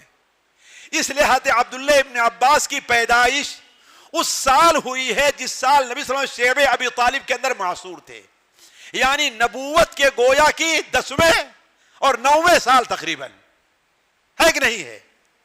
اسی لیے آپ نے انہیں کیا کہا؟ اے بچے کہا. اے غلام، اے بچے، میں تجھے کچھ ایسی بات سکھانا چاہتا ہوں کہ اگر تو نے اس کو سیکھ لیا تجھے اس سے فائدہ پہنچے گا. وہ کیا ہے؟ احفظ اللہ یحفظک. تو اللہ کی حفاظت کر، اللہ تیری حفاظت کرے گا. اللہ کی حفاظت کرنے کا معنی کیا ہے؟ اللہ کے احکام کی حفاظت کر، نماز کی حفاظت کر، روزے کی حفاظت کر، دین کے اپنے حفاظت کر، اپنی آنکھوں کی حفاظت کر، اپنے کان کی حفاظت کر. احفظ اللہ یعنی تو اللہ کے احکام کو اپنے سامنے رکھ تو یحفظ کا اللہ تیری حفاظت کرے گا. احفظ اللہ تجدہ تجاہک. تو اللہ کی حفاظت کر، اللہ کو تو ہر جگہ اپنے سامنے پائے گا، یعنی وہاں اللہ تیری مدد کرے گا. تو جان لے کہ اگر تجھے مانگنا ہے تو کس سے مانگ؟ اللہ سے مانگ. اگر مدد چاہنا ہے کس سے مدد مانگ؟ اللہ تعالیٰ سے مدد مانگ. تو اللہ کے رسول صلی اللہ علیہ وسلم نے اللہ کے ساتھ چمٹے رہنے کے اندر یہ بیان کیا ہے کہ گویا بندہ اللہ تبارک و تعالی کے ساتھ اپنا تعلق اتنا مضبوط کیے ہوئے ہے کہ اگر ڈرتا ہے تو کس سے ڈرتا ہے، مانگتا ہے کس سے مانگتا ہے. ساتھیوں، اگر میں مشاہدات جو میرے ہیں ان کو ذکر کر کے میں اپنی بات کو طول نہیں دینا چاہتا، ورنہ بہت سے لوگوں پر میرا یہ مشاہدہ ہے کہ بندہ اگر اللہ تعالیٰ سے اپنے تعلقات کو مضبوط کر لے تو اس فتنے کے دور میں اللہ تعالیٰ اس کی کس طریقے سے حفاظت کرتا ہے. ایک مثال دیتے چلوں آپ کے سامنے جو بالکل زندہ مثال ہے. ایک عورت ہندوستان کے ایک بڑے مشہور شہر کے اندر اپنی بیٹی کے ساتھ رہتی تھی. اس کے شوہر نے اسے طلاق دے دیا تھا، کہیں چلا گیا تھا. اس کی بیٹی ایک اردو میڈیم اسکول میں اس نے داخل کر دیا، اس میں پڑھا کرتی تھی. جب بچی 12 13 14 سال کی ہوئی، بچی کی اٹھان جوانی اچھی تھی، بچی بڑی خوبصورت تھی. بعض بچیاں ہوتی ہیں ماشاءاللہ 12 13 سال میں وہ جوان اور بلکہ بالغ ہو جاتی ہے، جوان لگتی ہے. تو جب اس عمر کی پہنچی تو اس نے اپنی بچی کو ایک غیر مسلم کے ہاتھ بیچ کر کے کہیں غائب ہو گئی. آج تک اس کا پتہ نہیں کہاں گئی. ساتھیوں، یہ جس عورت کا قصہ ہے میں جانتا ہوں، ہم نے اس سے باتیں کی ہیں. ایک بار خود اپنی گاڑی سے اس کے گھر، تاکہ یہ سمجھے کوئی افسانہ نہیں، کوئی فلمی بات نہیں ہے. یہ کوئی فلمی بات نہیں ہے، فلم کی بات. اسے بیچ دیا. غیر مسلم نے اسے اپنی بیوی کے طریقے سے رکھا، اس کے ساتھ اپنی شادی اپنے مذہب پر کر لی. سال 2 سال 3 سال 4 سال گزر گئے. اللہ کی قسم اسے رانی کے طریقے سے رکھتا تھا. آج سے 15-20 سال پہلے کی بات بتا رہا ہوں. اسے ایک ساڑی پہننے کے لیے وہ 3-3 4-4 لاکھ کی ایک ساڑی اس کو دیا کرتا پہننے کے لیے. جی ہاں، اس طریقے سے رکھا ہوا تھا اس نے. اسی درمیان میں اللہ نے اسے 2 بیٹیاں دے دی. کیا دی؟ 2 بیٹیاں دے دی. لیکن جانتے ہیں بڑے لوگ جو ہوتے ہیں پیسے والے، وہ کبھی ایک گھر پہ صبر ان کا نہیں ہوا کرتا ہے. اس نے محسوس کیا کہ اب میرے شوہر کی ہمارے ساتھ جو محبت اور تعلق تھا پہلے کی طرح اب وہ نہیں ہے. تو ظاہر بات ہر عورت فکر مند ہو جایا کرتی ہے، سوچنے لگتی ہے کیا ہوا ہے، کسی سے چلا تو نہیں گیا، ان پر کسی نے جادو تو نہیں کر دیا کچھ، یعنی وہ سوچنے لگی. تو روزانہ اس کی بیٹیوں کو ڈرائیور پہنچانے جاتا تھا، یہاں تک پڑھنے لائق ہو گئی، اسکول چھوڑنے جاتا تھا. ایک دن بس طبیعت بہلانے کے لیے ضرورت ہاتھ نہیں، خود گاڑی اسٹارٹ کیا اس نے اور کہا بچیوں کو چھوڑنے میں جاؤں گی اسکول. اللہ تعالیٰ کسی کو ہدایت دینا چاہتا ہے نا تو ایسے ہی راستے میں زبردستی لے کر کے آتا ہے نہ چاہتے ہوئے بھی. تو وہ جا رہی تھی اس طرف سے ایسے اپنی گاڑی لے کر کے, تو کیا دیکھتی ہے کہ اس طرف کوئی آدمی بیٹھا ہے اور لوگوں کو ہاتھ دے کر کے ان کی قسمت بتاتا ہے. روڈ پر بیٹھے رہتے ہیں نا, ایسے بیٹھا ہے اس طرف اور قسمت بتاتا ہے. ادھر سے جاتے ہوئے دیکھتی گئی, نہیں ادھر بیٹھا ہوا تھا, ادھر بیٹھا جدھر سے آ رہی تھی یہ, کدھر سے ادھر سے جائے گی نا, یہ مجھے اندازہ نہیں لگتا ہے صحیح طور پر, ادھر سے گاڑیاں چلائی سے بیٹھے ہو. تو وہ سوچتی ابھی تو بچیوں کو اسکول چھوڑنا ہے, میں ذرا بچیوں کو اسکول چھوڑ کر کے آتی ہوں تو اپنا ہاتھ میں اس کو دکھاؤں کہ میری قسمت میں کیا لکھا ہے, بابا بتا رہے ہیں قسمت کا. تو جب واپس آ رہی تو گاڑی اس نے ادھر کھڑی پار کیا اپنی, اور پیدل چل کر کے یہاں آئی اور اس کے سامنے کھڑی ہو گئی. کسی کا ہاتھ وہ دیکھ رہا تھا, لیکن اس کا کپڑا, اس کی شباہت دیکھ کر کے وہ تھوڑا سا گھبرا جیسے گیا کہ ارے یہ تو کوئی معمولی عورت نہیں لگ رہی ہے. ظاہر بات, انسان کا مال, انسان کا علم, منصب اس کے شباہت سے, چہرے سے ظاہر ہوتا ہے, کوئی معمولی آدمی نہیں ہے یہ. تو جب وہ ہٹا تو اس نے اپنا ہاتھ پیش کیا کہ ذرا میرا ہاتھ دیکھیے. تو گھبراتے ہوئے اس نے اس کا ہاتھ پکڑا تو کہا تمہارا نام کیا ہے؟ تو کہا میرا نام شبانہ ہے. کیا کہا؟ میرا نام. کہا تم مسلمان ہے؟ کہا ہاں ہاں میں مسلمان ہوں. حالانکہ وہ ہندو بن کر کے لیکن اپنا حقیقی نام بتایا, پورا جو نیا نام اس کا شوہر نے رکھا تو وہ نام نہیں بتایا, اس نے حقیقی نام بتایا. کہا تم مسلمان ہے؟ کہا ہاں. تو کہا تیرے غموں کا سارا حل, تیرے تمام غموں کا حل تیری کتاب قرآن میں موجود ہے. صدقک وہو کذوب, یہ سچ بات کہی لیکن وہ کیا تھا, وہ جھوٹا تھا. کیا کہا کہ تیرے غموں کا تیرے سارے غموں کا حل کس کے پاس ہے؟ جی اسی کتاب کے اندر موجود ہے. بڑی پریشان ہوئی اور چلی آئی, پیسہ دیا ڈرائیور کو پیسہ دیا اور کہا جاؤ فلاں جگہ, فلاں روڈ کے اوپر, علی روڈ کے اوپر جہاں کتاب ہے وہاں سے قرآن لے کر کے اور ترجمے والا قرآن لے کر کے آنا. وہ لا کر کے دے دیا اس کو. اب اس کو پڑھنے لگی, اب پڑھتی جاتی تھی. اب آخر میں یہاں تک پہنچ گئی کہ میں جس حال میں ہوں یہ تو میرے لیے جائز ہی نہیں ہے. میں کہاں مسلمان اور کہاں آ کر کے پھنس گئی ہوں. قرآن میں تو یہ ہے کہ مشرکین مسلمانوں کے حلال نہیں, اور یہ ان کا, یہ کہاں سے ہے. لہذا اب اس کی زندگی میں تبدیلی آنی شروع ہو گئی. اپنے شوہر سے اختلافات کر کے الگ ہو گئی, اور دنیا کے لحاظ سے اس کا شوہر اتنا شریف تھا کہ دیکھا کہ یہ بگڑ رہی ہے تو اسے اسی شہر میں کچھ دور ایک فلیٹ لے کر کے دے دیا ہے, اور ہر مہینے اس وقت 10,000 روپے اس کو دیتا تھا. اس لیے کو سمجھتا تھا کہ آج نہیں تو کل بچیوں کی محبت میں تو آئے گی ہمارے پاس. ناراض رہے گی 1 دن 2 دن سال, کتنا ناراض رہے گی, آخر ہمارے یہاں آئے گی. سر میں درد ہو ٹیلی فون جائے اپنے ڈرائیور کو بھیجے, اور ڈرائیور اسے لے جا کر اپنے خاص جو ڈاکٹر تھا اس کے یہاں دوا بھی لے کر کے آئے. یعنی اتنا بھی تک دونوں میں تعلق باقی ہے. آہستہ آہستہ اس عورت کو میرے بھائی کا پتہ کسی نے بچا دیا, اور آ گئی میرے بھائی کے پاس. میرے بھائی کو ابو بنا لیا اور میری بھابھی کو اس نے امی بنا لیا. میری بھابھی کہتی ہیں کہ آئے میرے ہی پاس, کبھی شوہر کا ٹیلی فون آئے کہ پریا چلی آؤ, تمہاری بچیاں ہیں, نہ ہو جو تم چاہو گی میں دوں گی. کہتی کہ نہیں, تم میرے لیے جائز نہیں ہو, تم کافر ہو, میں مسلمان ہوں. کافر ہو مسلمان ہو. کہا کہ آئے 2-2 3-3 دن یہاں پہ رہ جائے. کبھی رات میں اٹھے اچانک گھبرائی ہوئی اور کہے اے میرے رب, اس کمزور عورت کو تو کب تک آزمائے گا, اس کمزور عورت کو کب تک تو آزمائے گا. اور پریشان کہا کہ رو اٹھے اور چلائے. ساتھیوں 2 یا 3 سال گزرے, ادھر سے شوہر دباؤ بنا رہا ہے, ادھر سے بچیاں ناراض ہو رہی, مجھے چھوڑ کر چلی, آنے کے لیے تیار نہیں ہے. ادھر سے کوئی سہارا اس کا نہیں, ماں کا پتہ نہیں, ابو کا پتہ نہیں ہے, اور خاندان والوں کا پتہ ہے. لیکن خاندان والے جب تک کافر کے ہاں تھی خوب پیسے دیا کرتی تھی, سارے لوگ اپنا رشتہ بنائے ہوئے تھے. لیکن جب مشکل حالات آئے تو سارے لوگوں نے اس کا ساتھ چھوڑ دیا ہے. الحمدللہ چند ہی سال گزرے ہیں, اللہ نے آزمایا, لیکن اس نے اللہ سے اپنا تعلق, دعا کرتی رہی, راتوں کو اٹھ کر کے چلاتی رہی, روتی رہی. آج ایک مفتی کے عقد میں وہ ہے, اللہ نے اسے بیٹے بیٹیاں بھی دی, اولاد سے بھی نوازا.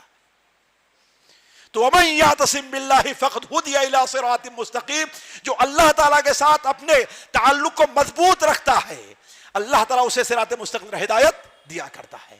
تو میں کہہ رہا تھا کہ صراط مستقیم پر چلنے، فتنوں سے بچنے کے لیے دیکھیے آخر اس فتنوں سے کس نے بچایا ہے؟ اسے اللہ کی کتاب نے، اللہ کے ساتھ دعا کرنے نے بچایا۔ تو جو انسان اللہ تعالیٰ سے اپنا تعلق جوڑے رکھے گا، اللہ تعالیٰ سے اپنے تعلق کو توڑے گا نہیں۔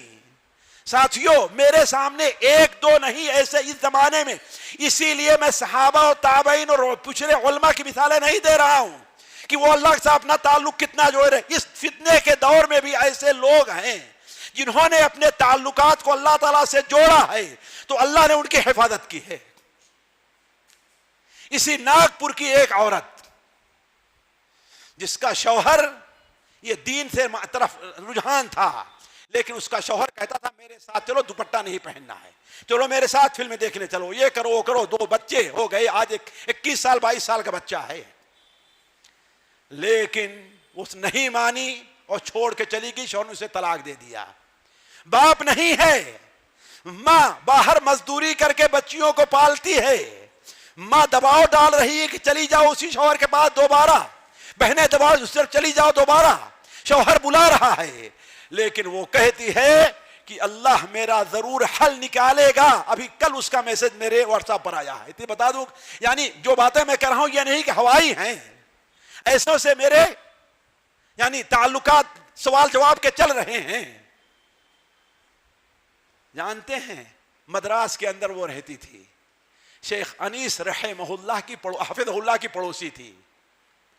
جب دیکھا شیخ انیس نے کہ بڑے حالات ہیں، گھر سے دباؤ ہے، ادھر بچوں کو بھی 2 بچوں کو، عورت کے لیے اپنے بچوں کو چھوڑنا معمولی چیز نہیں ہوا کرتی ہے، کسی ماں سے پوچھ لیا اپنے بچوں کو چھوڑنا کتنا مشکل ہوا کرتا ہے، اور 2 بچے ہیں، شوہر دباؤ ڈال رہا ہے کہ چلی آؤ، نہ ضد کرو، یہ بچے تمہارے ہیں اور رہو ہمارے ساتھ، لیکن وہ کہتی ہے تم جس راستے پر چل رہے ہو اس سے توبہ کرو تب تو ٹھیک ہے، ورنہ میں اپنے دین کا سودا تمہارے ساتھ نہیں کر سکتی۔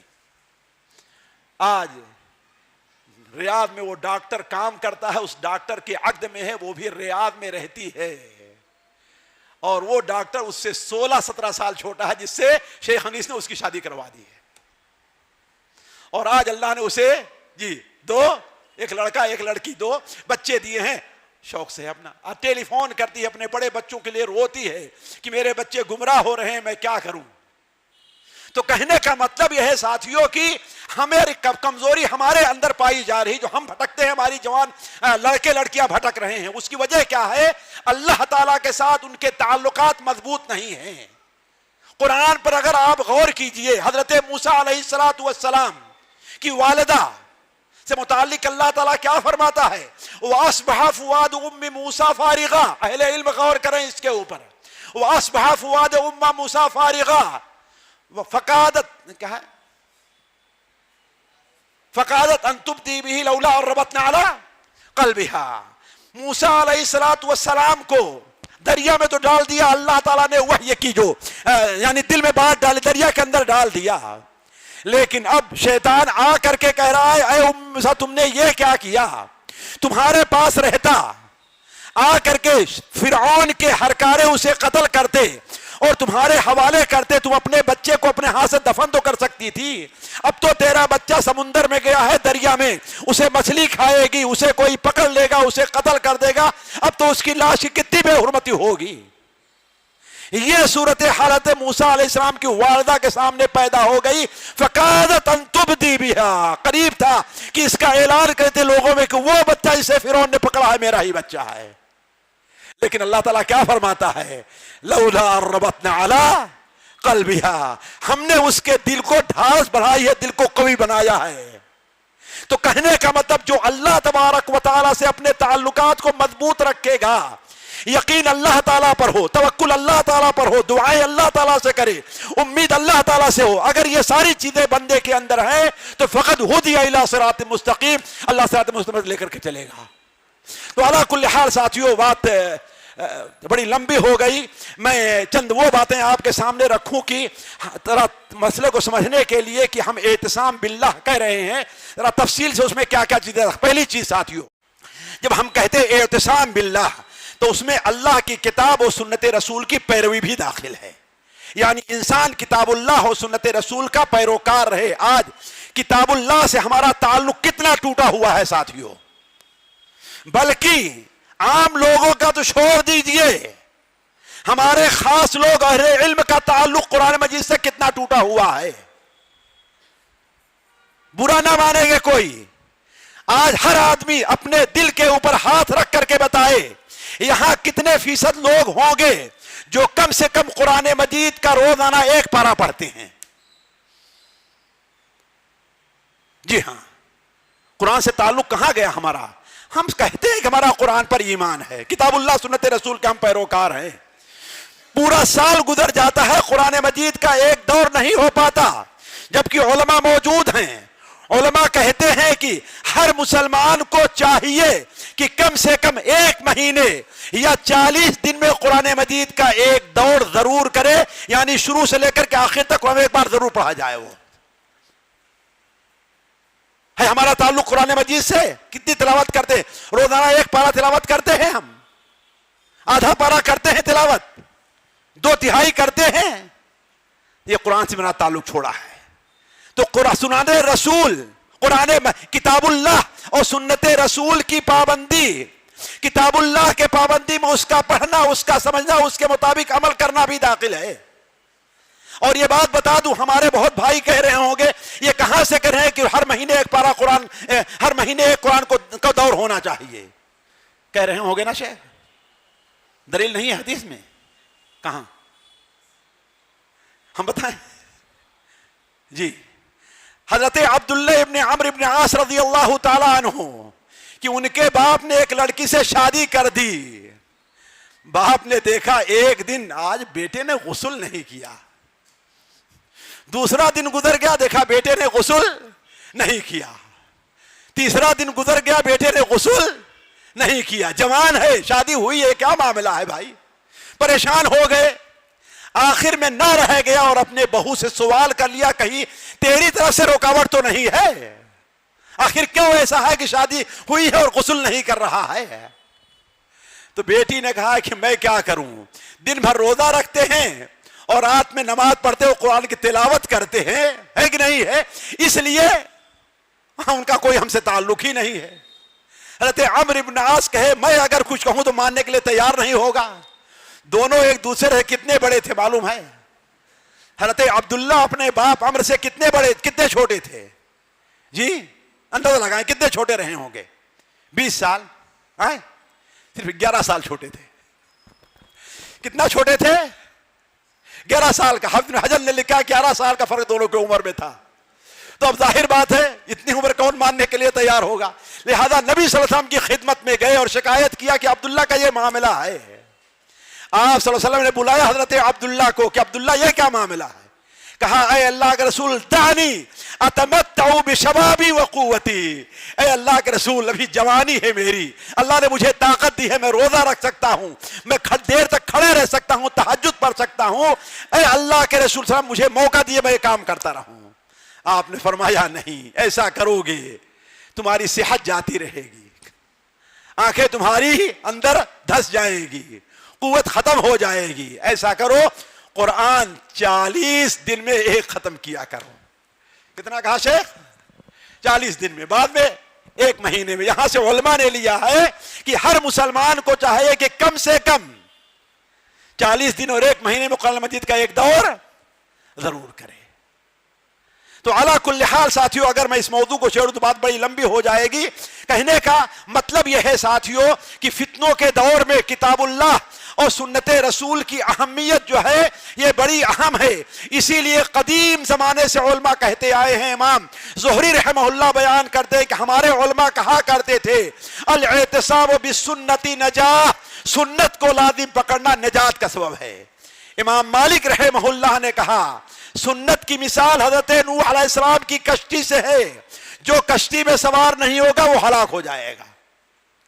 دوسری چیز یہ ہے اعتصام باللہ میں خلفائے راشدین اور صحابہ کرام کی پیروی بھی داخل ہے۔ تیسری چیز جو بڑی اہم ہے ساتھیوں، اعتصام باللہ میں باہمی اتفاق و اتحاد بھی داخل ہے. چونکہ وقت نہیں اس لیے میں جلدی سے صرف گناتے ہوئے چل رہا ہوں, علماء اس کی تفصیل آپ لوگوں سے رکھیں گے. اور چوتھی چیز, جی ہاں اب جگر تھام کے بیٹھو میری باری آئی ہے. چوتھی چیز کیا ہے؟ قلبی عبادات کا اہتمام کرنا اعتصام باللہ میں داخل ہے. آج ہم زبانی عبادات, ظاہری عبادات کا بڑا اہتمام کرتے ہیں, لیکن اللہ نے ہم سے جو مطالبہ کیا اس میں کچھ قلبی عبادات بھی ہیں. دل کی عبادات وہ کیا ہیں؟ وہ سب سے اہم ہے دل کی عبادات. اگر دل کی عبادات خراب ہوئی تو ظاہری کوئی عبادت مقبول نہیں ہوگی. ہمارا دل اللہ کی عبادت بھی کرتا ہے اور ہمارا دل بیمار بھی ہوتا ہے. اسی لیے اللہ تعالیٰ نے قرآن مجید میں دل کی عبادات کا بھی ذکر کیا ہے اور دل کی بیماریوں کا بھی ذکر کیا ہے.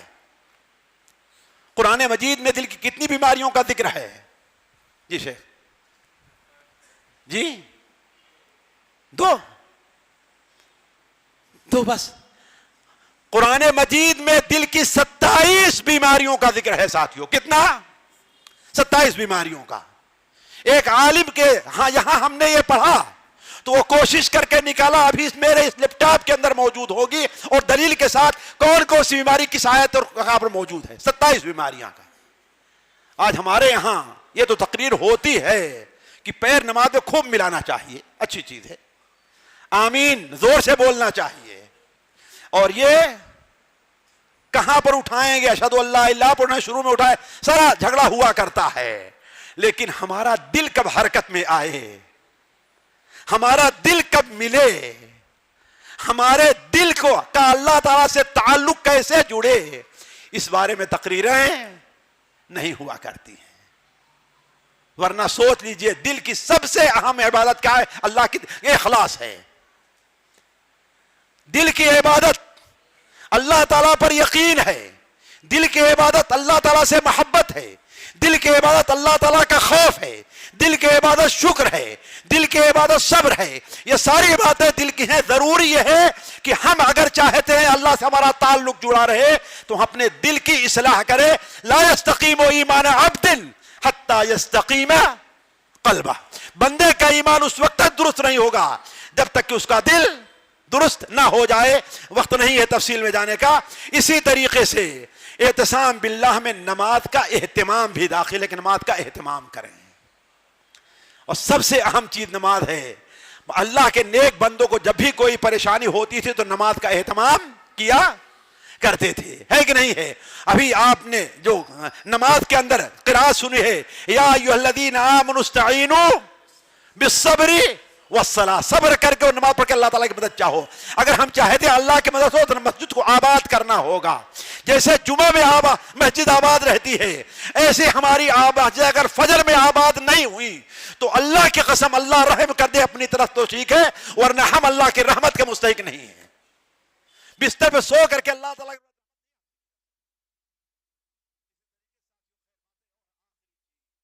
اعتصام باللہ میں اللہ تعالیٰ سے دعا کرنا, اللہ تعالیٰ کے ساتھ سامنے گڑگڑانا, اللہ تعالیٰ کے سامنے رونا, یہ بھی اعتصام باللہ میں داخل ہے. حضرت یوسف علیہ السلام کو جب فتنے کا خطرہ ہوا ہے, وراودته التي هو في بيتها عن نفسه, جس کے گھر میں رہتے تھے اس نے اپنے طرف دعوت دی کہ آ جاؤ, اے طلق تیار ہوں تمہارے لیے. یوسف علیہ السلام نے کیا کہا؟ بھاگنے سے پہلے, اسے ڈانٹنے سے پہلے, کوئی اور کام کرنے سے پہلے کیا کیا یوسف علیہ السلام نے؟ جی معاذ اللہ, ہے کہ نہیں ہے؟ تو سب سے پہلے کیا ہونا چاہیے؟ اللہ تعالیٰ سے دعا اور التجا ہونی چاہیے. یہ اعتصام باللہ میں داخل ہے اور یہیں سے بندے کا ایمان ہے کہ اپنے ایمان وہ کس قدر وہ بندہ پختہ ہے. الحمد للہ ہمارے اندر پیدا کہتے ہو. ساتھیوں دیکھیے, اللہ تعالیٰ جب کسی چیز کا ہمیں حکم دیتا ہے تو وہ چیز نہیں رہتی کہ ہم وہ کام کر نہ سکیں, وہ ایسی چیز ہم وہ کام آسانی سے کر سکتے ہیں. تو اب سوال یہ ہے کہ اعتصام باللہ ہمارے اندر پیدا کیسے ہونا چاہیے؟ چیز یہ ہے ساتھیوں کہ ہمیں اپنے ایمان کی تصحیح کرنی چاہیے. کیا کرنا چاہیے؟ ایمان کی تصحیح. ہمارا ایمان جو ہے اس میں جو خرابیاں پائی جا رہی ہیں، جو کمی پائی جا رہی ہے، خصوصاً اللہ تبارک و تعالیٰ کے اسماء و صفات کے بارے میں ہمارا ایمان جو ہے وہ بڑا کمزور ہے. اللہ تبارک و تعالیٰ کے اسماء و صفات،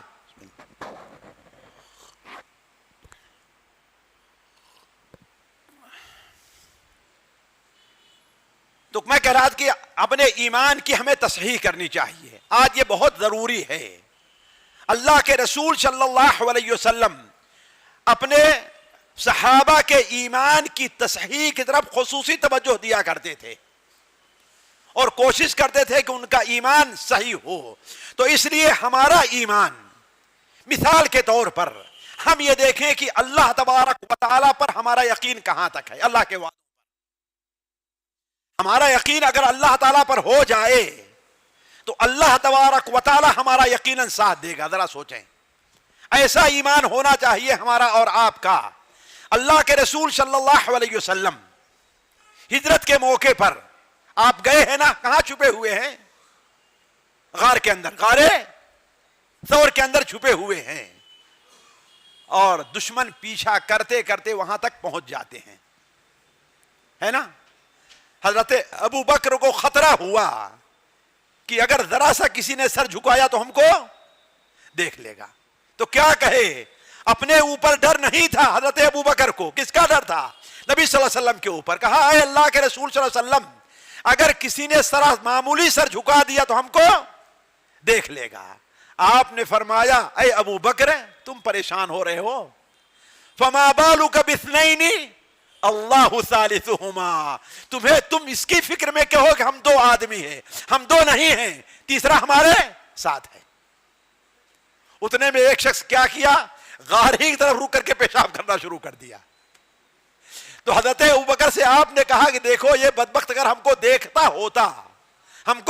دیکھتا ہوتا تو کبھی ادھر رک کر کے پیشاب نہیں کرتا. تو یہ ایمان ہونا چاہیے بندے کا. آج ہمارے ایمان کے اندر بہت سے لوگ دین اسلام کے مستقبل کے بارے میں پریشان ہیں. انہیں پریشان ہونے کی ضرورت نہیں ہے.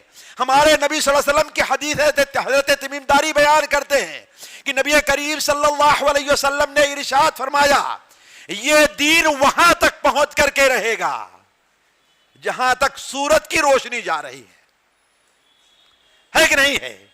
بعز عزیز اور بذل ذلیل. چاہے کوئی اسلام قبول کر کے عزت حاصل کرے گا یا ذلیل بن کر کے اس کے تابع ہو کر مسلمانوں کے وہ ذلیل بن کر کے رہے گا، لیکن اسلام کا اس کے اوپر غلبہ ہونے والا ہے. تو آج ہم پریشان نہ ہو ساتھیوں. مسلمان مٹ جاتا ہے لیکن اسلام مٹنے والا نہیں ہے. اگر ہم نے دین کا ساتھ نہیں دیا، اس دین کی تعلیم کو ہم نے آگے نہیں کیا، ہم پیچھے ہٹ گئے، ہم ارتداد کے شکار ہو گئے، ہم نے صلح کر لی دین کے بارے میں، تو یہ سمجھے کہ اللہ تعالی ہم کو ہٹا کر کے کسی اور قوم کو لے آئے گا. وَإِن تَتَوَلَّوْا يَسْتَبْدِلْ قَوْمًا غَيْرَكُمْ ثُمَّ لَا يَكُونُوا أَمْثَالَكُمْ. حضرت موسیٰ علیہ السلام اپنی قوم کو لے کر کے نکلے ہیں. صبح ہوتے ہوئے جب سمندر کے کنارے پہنچے تو دیکھیں اب کیا ہے؟ سامنے سمندر ہے اور پیچھے فرعون کا لشکر ہے. موسیٰ علیہ السلام کے قوم کے لوگ جو تھے پریشان ہو گئے. کیا کہے؟ یا موسیٰ انا لمدرکون، اے موسیٰ ہم اب باندھ دیں گے، پکڑے گئے. وہی اچھے تھے، کم سے کم غلامی کی زندگی تھی لیکن کھانے کو روٹی تو ملا کرتی تھی. اب تو فرعون ہمیں پکڑے گا، لے جائے گا، مارے گا بھی اور روٹی بھی نہیں دے گا، اب تو اور ظلم ڈھائے گا. لیکن موسیٰ علیہ السلام نے کیا کہا؟ کلا ان معی ربی سیہدین. یہ یقین دیکھیے ہرگز ایسا نہیں ہے، میرے ساتھ میرا رب ہے، وہ مجھے ضرور ہدایت کے راستے پہ لے کر چلے گا. تو ایک مسلمان کو اپنے یقین اللہ تعالیٰ کے وعدوں پر اس کو کتنا یقین ہے، اللہ تعالیٰ نے جو وعدہ کیا ہے اس کے پر کتنا یقین رکھتا ہے، اس بات کی ضرورت ہے. تو کہنے کا مطلب یہ ہے کہ ہمیں اپنے ایمان کی کیا کرنی ہے؟ تصحیح کی ضرورت ہے. اور اس آیت کو پڑھیں جو اللہ تعالیٰ سورہ آل عمران میں بیان فرمائی ہے, قل اللہم مالک الملک. آپ کہہ دیجئے کہ اللہ تعالیٰ مالک الملک, تو تمام ملک کا مالک کون ہے؟ تو ہے. امریکہ اور رشیا کے لوگ ملک کے مالک نہیں ہیں. اصل وارث کون ہے؟ وَكُنَّا نَحْنُ الْوَارِثُونَ, اصل وارث ہم ہیں. ایک کو لائیں گے, دوسرے کو ہٹائیں گے, دوسرے کو, تیسرے کو. تو اللہ تعالیٰ اصل ملک کا مالک ہے. تُؤْتِي الْمُلْكَ مَن تَشَاءُ وَتَنزِعُ الْمُلْكَ مِمَّن تَشَاءُ وَتُعِزُّ مَن تَشَاءُ وَتُذِلُّ مَن تَشَاءُ بِيَدِكَ الْخَيْرُ إِنَّكَ عَلَى كُلِّ شَيْءٍ قَدِيرٌ. تو کہنے کا مطلب یہ ہے ساتھیوں, اپنے ایمان کے تصحیح کی ضرورت ہے, اور اس کے لیے ضروری یہ ہے کہ ہم اللہ تعالیٰ کے اسماء و صفات کے اوپر ہم غور کریں. آج ضرورت یہ ہے کہ دعات اللہ تعالیٰ کے اسماء و صفات, اس کی شرح اور اس سے فائدہ کیا نکلتا ہے, اس چیز کو لوگوں کے سامنے رکھیں اور بیان کریں. اس سے بندے کے ایمان میں ایک قسم کا اضافہ ہوا کرتا ہے. اور ہمیں یہ بھی یقین رکھنا چاہیے کہ اللہ تبارک و تعالی ہمارے قریب ہے, اور جس کے قریب اللہ تعالیٰ ہوگا اسے کوئی نقصان پہنچا سکتا ہے؟ جی, اللہ ہمارے قریب ہے کہ نہیں قریب ہے؟ وَإِذَا سَأَلَكَ عِبَادِي عَنِّي فَإِنِّي قریب ہے.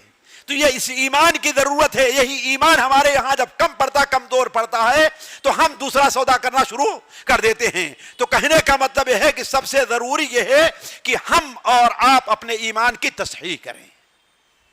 اس کے آگے بڑھ کر کے ہم نوافل کا بکثرت اہتمام کرنا شروع کریں. اعتصام باللہ کے لیے ضروری ہے کہ بندہ نوافل کا اہتمام کرے, چاہے قرآن مجید کی تلاوت ہو. بہت سے لوگ ابھی کہیں گے ارے کون فرد تھوڑی ہے قرآن تلاوت کر, روزانہ میں تلاوت کریں. فرد نہیں ہے. ایک مجھے لطیفہ یاد آیا اور سچا واقعہ ہے. سعودیہ میں عجیب مسئلہ ہے. بعض جو پرواہ قسم کے امام ہیں وہ اتنی جلدی نماز پڑھایا کرتے ہیں کہ آپ ان کے ساتھ پہنچ نہیں سکتے. ایک شخص کے بارے میں بتایا, خود مجھ سے بتایا ایک صاحب نے, میرے خاص ملنے والے ہیں, کہ 4 منٹ میں یا 5 منٹ میں ظہر کی 4 رکعت نماز پڑھاتے تھے. ہم نے کہا بھائی مجھ سے 2 رکعت نہیں پڑھی جاتی, کیسے تیز پڑھاتے رہے ہوں گے. تو ایک نوجوان تھا, وہ نماز پڑھایا تو ایک بوڑھے میاں بغل بیٹھے ہوئے تھے, اس کا ہاتھ پکڑے, کہا کہ بیٹا تھوڑا سا نماز میں اطمینان کرو تاکہ ہم بھی تو نماز کچھ پڑھ سکیں نا. اس نے کہا نہیں بس ایک بار سبحان اللہ کہتا واجب ہے, بتاؤ واجب نہیں ہے. اب اس سے تکرار کرنے لگے کہ مان لیا کہ واجب نہیں, لیکن تمہارے پیچھے بھی تو کچھ لوگ ہیں نا, ان کو تو کہہ لینا چاہیے, ہم تمہاری طرح تیز نہیں پڑھ سکتے. تو اتنے میں مسجد کا جو متولی ذمہ دار تھا, دیکھا دونوں آپس میں بحث کر رہے ہیں, دونوں کو پکڑا, کہا اچھا ہمارے یہاں گہوا پیو.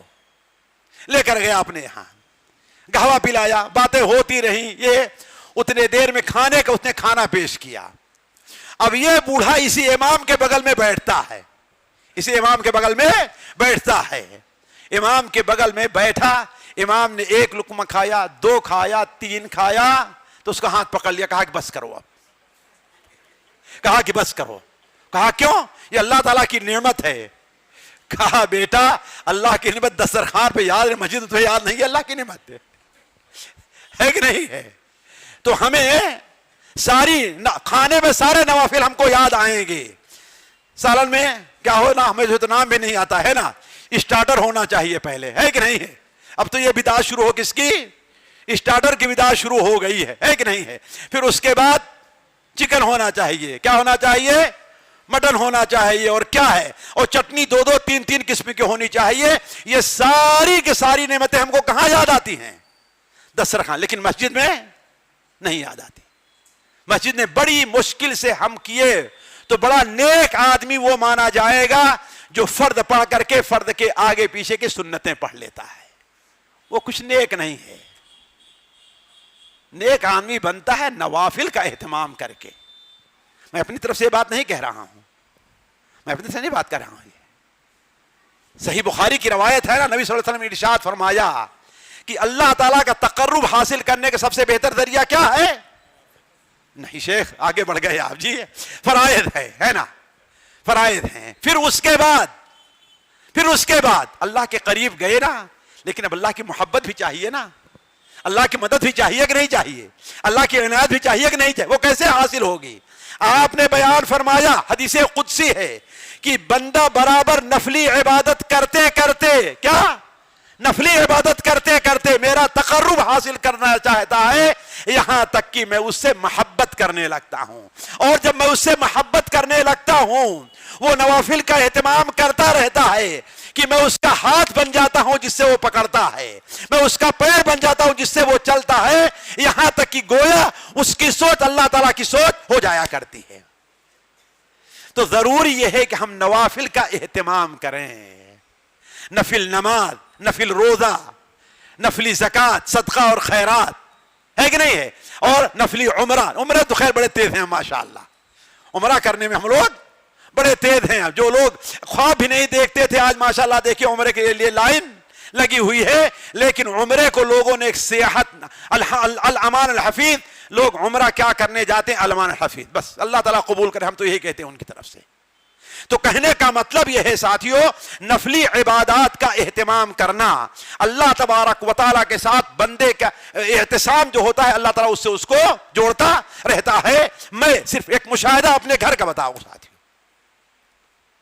ایک عورت جو میرے نزدیک میری ماں کی طرح سے ہے، میری ماں کی طرح سے ہے، اور جب وہ آئی ہیں گھر میں تو اس وقت میری عمر اتنی تھی کہ میں بھی کھڑے ہو کے نہیں چل پاتا تھا۔ کتنا ذرا سوچیں ان کی عمر کیا ہوگی؟ ابھی 90 سے کم ان کی عمر نہیں ہے، 70 سال کا جب میں ہوں ہے نا، تو 85 90 کی کم سے کم ان کی عمر ہے۔ آج سے تقریباً 20 سال پہلے، بلکہ اور پہلے 30 35 سال پہلے ان کی آنکھ بڑی کمزور ہو گئی، یعنی کہ وہ تقریباً 55 60 سال کی رہی ہوگی، یہ 35 40 سال کے قریب ہو رہا ہوگا، آنکھ بڑی کمزور ہو گئی ان کی، یہاں تک کہ قرآن میں دکھائی نہیں دیتا تھا، اور ایسی لاپرواہ کہ جو ہے وہ چشمہ لگانے کے لیے نہیں جانا ہے، ان کو علاج نہیں کروانا ہے، لیکن قرآن پڑھنا، جی قرآن کی تلاوت نہیں چھوڑنا ہے۔ ہماری طرح نہیں کہ ہمیں دکھائی نہیں دیتا ہم کیا کریں، نہیں، وہ کیا کرتی تھی دوپہر میں چھت کے اوپر جب دھوپ رہے اور روشنی زیادہ پڑے تو قرآن لے کے چلی جاتی تھی اور قرآن دے کر کے پڑھا کرتی تھی، قرآن دیکھ کر کے۔ ابھی پچھلی بار میں سفر میں گیا تو ان سے مذاق کرتے ہوئے پوچھا آج کتنے پارے پڑھے ہیں آپ نے؟ تو کہا کہ آج 2.5 پارا پڑھ چکی ہوں میں۔ اتنا 2.5 پارا؟ تو کہتی ہے ایک دن، خود مجھ سے بیان کیا، ایک دن میں اوپر گئی چھت پر اور قرآن کو کھولا، اب دیکھتی ہوں تو مجھے ایک لفظ بھی دکھائی نہیں دے رہا۔ اللہ کی کتاب سامنے کھلی ہوئی ہے ساتھیوں، سامنے ایک اللہ کتاب کھلی ہوئی ہے، رونے لگی کہ اے اللہ اب میں تیری کتاب بھی نہیں پڑھ پاؤں گی، اب میں تیری کتاب کو بھی نہیں دیکھ پاؤں گی۔ کہتی ہے اسی میں غم میں پڑی اللہ تعالیٰ سے دعا کر رہی تھی کہ اچانک لائٹ چمکتی ہے زور کی، ایسا لگا جیسے کسی نے اندھیرے میں ٹارچ جلا دیا ہو۔ کہا میں گھبرا کر کے دائیں پیچھے دیکھی کہ شاید ان کے شوہر آئے ہوں اور ٹارچ جلائے ہوں ہمیں تلاش کر، کہا دائیں بائیں دیکھتوں تو کچھ بھی میرے پاس نہیں موجود ہے، اور کہا دیکھا قرآن تو قرآن کے سارے حروف مجھے ایک ایک کر کے اب دکھائی دے رہے ہیں۔ آج ان کی عمر 90 سال ہے، بغیر چشمے کے پڑھتی ہیں، رات کو اٹھیں گی تو ان کے پاس چھوٹا سا اتنا بڑا موبائل ہے، اتنا بڑا والا ہے نا، اس کی لائٹ سے قرآن کو یہ دیکھ کر کے پڑھے گی۔ ابھی 1.5-2 مہینہ پہلے جب ان کے پاس گیا میں پوچھا کتنی پڑھا آپ نے آج قرآن؟ کہا کہ 2.5 پارا میرا ہو چکا ہے، 2.5 پارا ہم نے پڑھ لیا ہے۔ تو کہنے کا مطلب یہ ہے ساتھیوں کی نوافل، نفلی عبادات اللہ تعالیٰ کے بندوں کے قریب کرتی ہیں اور اللہ تعالیٰ کی مدد کا مستحق بناتی ہیں۔ آپ اس لیے دیکھیے صحابہ و تابعین کے واقعات میں دیکھیے، میدان جنگ کے اندر بھی وہ لوگ کیا کرتے تھے؟ تہجد کی نماز نہیں چھوڑا کرتے تھے۔ اور آخری چیز ساتھیوں یہ ہے کہ بندہ اگر اعتصام باللہ چاہتا ہے تو بکثرت اللہ تبارک و تعالیٰ سے دعا مانگے، گڑگڑائے اس کے سامنے، روئے کہ اے اللہ تعالیٰ میں کمزور ہوں، مجبور ہوں، عاجز ہوں، اے اللہ تبارک و تعالیٰ تو مجھے اپنے قریب کر لے، اے اللہ تعالیٰ تو میری مدد کر، اے اللہ تبارک و تعالیٰ تو میرے ساتھ اپنے خیر کا معاملہ کر، میری حفاظت فرما۔ کثرت سے انسان دعا کرتے ہیں کہ اس کے اندر یہ پیدا ہو جائے اور آخر میں ایک دعا جو ہے آپ لوگوں کے سامنے رکھتا ہوں، اس کا اہتمام کیا کیجیے۔ صحیح مسلم میں ہے کہ اللہ کے رسول نے ارشاد فرمایا ہے کہ آپ بیان فرماتے ہیں کہ نبی صلی اللہ علیہ وسلم یہ دعا پڑھا کرتے تھے، اللہم اصلح لی دین الذی هو عصمت امری واصلح لی دنیای التي جعلت فیها معاشی واصلح لی آخرتی التي الیہا معادی اللہم اجعل الحیات زیادۃ لی من کل خیر والموت راحۃ لی من کل شر۔ یہ 5 جملے ہیں ساتھیوں، ہر انسان دل لگا کر کے کم سے کم دل میں 1 بار 2 بار اس دعا کو ضرور پڑھ لیا کرے، اللہم اصلح لی دینی، اے اللہ تعالیٰ تو میری دین کی اصلاح کر دے۔ دین کی اصلاح میں عقیدہ کی بھی اصلاح داخل ہے، عبادت کی اصلاح بھی داخل ہے کہ نہیں ہے؟ تو میرے دین کی اصلاح کر دے، جو اصل میری جمع پونجی ہے یہی تو ہے میرے پاس اصل، دین بگڑ گیا سارا کچھ بگڑ گیا۔ وَأَصْلِحْ لِي دُنْيَايَ الَّتِي جَعَلْتَ فِيهَا مَعَاشِي، اے اللہ تعالیٰ میری دنیا کی بھی اصلاح کر دے، مجھے حلال روزی دے، حلال طریقے سے کمانے کی توفیق دے، اے اللہ تعالیٰ میری دنیا درست رہے، ظالموں کو میرے اوپر مسلط نہ فرما، اے اللہ تعالیٰ میرے اوپر سے ظلم کا خاتمہ کر دے، اصلح لی دنیا، یا میری دنیا کی اصلاح ہو جائے جس میں مجھے زندہ رہنا ہے، وَأَصْلِحْ لِي آخِرَتِي الَّتِي إِلَيْهَا مَعَادِي، اے اللہ تعالیٰ میری آخرت کی اصلاح کر دے۔ دین کی اصلاح کے ساتھ آخرت کی اصلاح کا معنی کیا رہ جاتا ہے؟ جی مولانا، دین کی اصلاح کے ساتھ آخرت کی اصلاح کا معنی کیا رہ جاتا ہے؟ علماء کہتے ہیں حکمت یہ ہے کہ بسا اوقات انسان زندگی بھر مسلمان رہتا ہے لیکن آخر میں ابھی نصرانی عورت کا واقعہ دیکھا آپ نے، ہے کہ نہیں ہے نا؟ تو بندہ یہ کہہ رہا ہے کہ اللہ تعالیٰ زندگی ہی میں نہیں، میری موت اس حال میں ہو کہ میری آخرت سنور جائے، یعنی میرا خاتمہ کیا ہونا چاہیے؟ خاتمہ بالخیر ہونا چاہیے۔ تو وَأَصْلِحْ لِي آخِرَتِي الَّتِي إِلَيْهَا مَعَادِي، جہاں مجھے جانا ہے، وَاجْعَلِ الْحَيَاةَ زِيَادَةً لِّي مِن كُلِّ خَيْرٍ، اے اللہ تعالیٰ مجھے اگر زندہ رکھ تو زندگی میں خیر کے اندر اضافہ ہونا چاہیے، خیر کے اندر برائی کے اندر اضافہ نہ ہو، اگر میں زندہ ہوں تو کوئی نیک کام کرتا ہوں، وَالْمَوْتَ رَاحَةً لِّي مِن كُلِّ شَرٍ، اور ہر قسم کے شر سے اے اللہ تعالیٰ موت دے کر کے مجھے تو اسے بچا لے۔ تو یہ دعا بڑی اچھی ہے اللہ تعالیٰ کے ساتھ اپنے تعلقات کو قائم رکھنے کے لیے، اس دعا کا بھی اہتمام کریں۔ اس کے علاوہ نبی صلی اللہ علیہ وسلم اور بہت سی دعائیں ہیں، مثال کے طور پر وہ دعا جو سنن ترمذی کے اندر ہے کہ اللہم اقسم لی من خشیتک ما تحول بہ بینی وبین معصیتک، یہ دعا بھی بڑی اہم ہے، اس کا اہتمام کرنا چاہیے۔ تو میں یہ کہہ رہا تھا کہ اللہ کے ساتھ اعتصام، تعلق جوڑنے، تعلق پیدا کرنے کے لیے دعاؤں کا اہتمام بہت اہم ہے۔ اللہ تعالیٰ سے دعا ہے کہ اللہ تعالیٰ ہمارے اور آپ کے اپنے ساتھ تعلقات کو اللہ تعالیٰ بہتر بنا دے، اللہ ہمیں ایسے اعمال کی توفیق عطا فرمائے جو اعمال ہمارے تعلقات اللہ تعالیٰ سے جوڑیں، ہر ایسے عمل سے اللہ تعالیٰ ہماری حفاظت فرمائے جو عمل ہمیں اللہ تعالیٰ سے دور کریں۔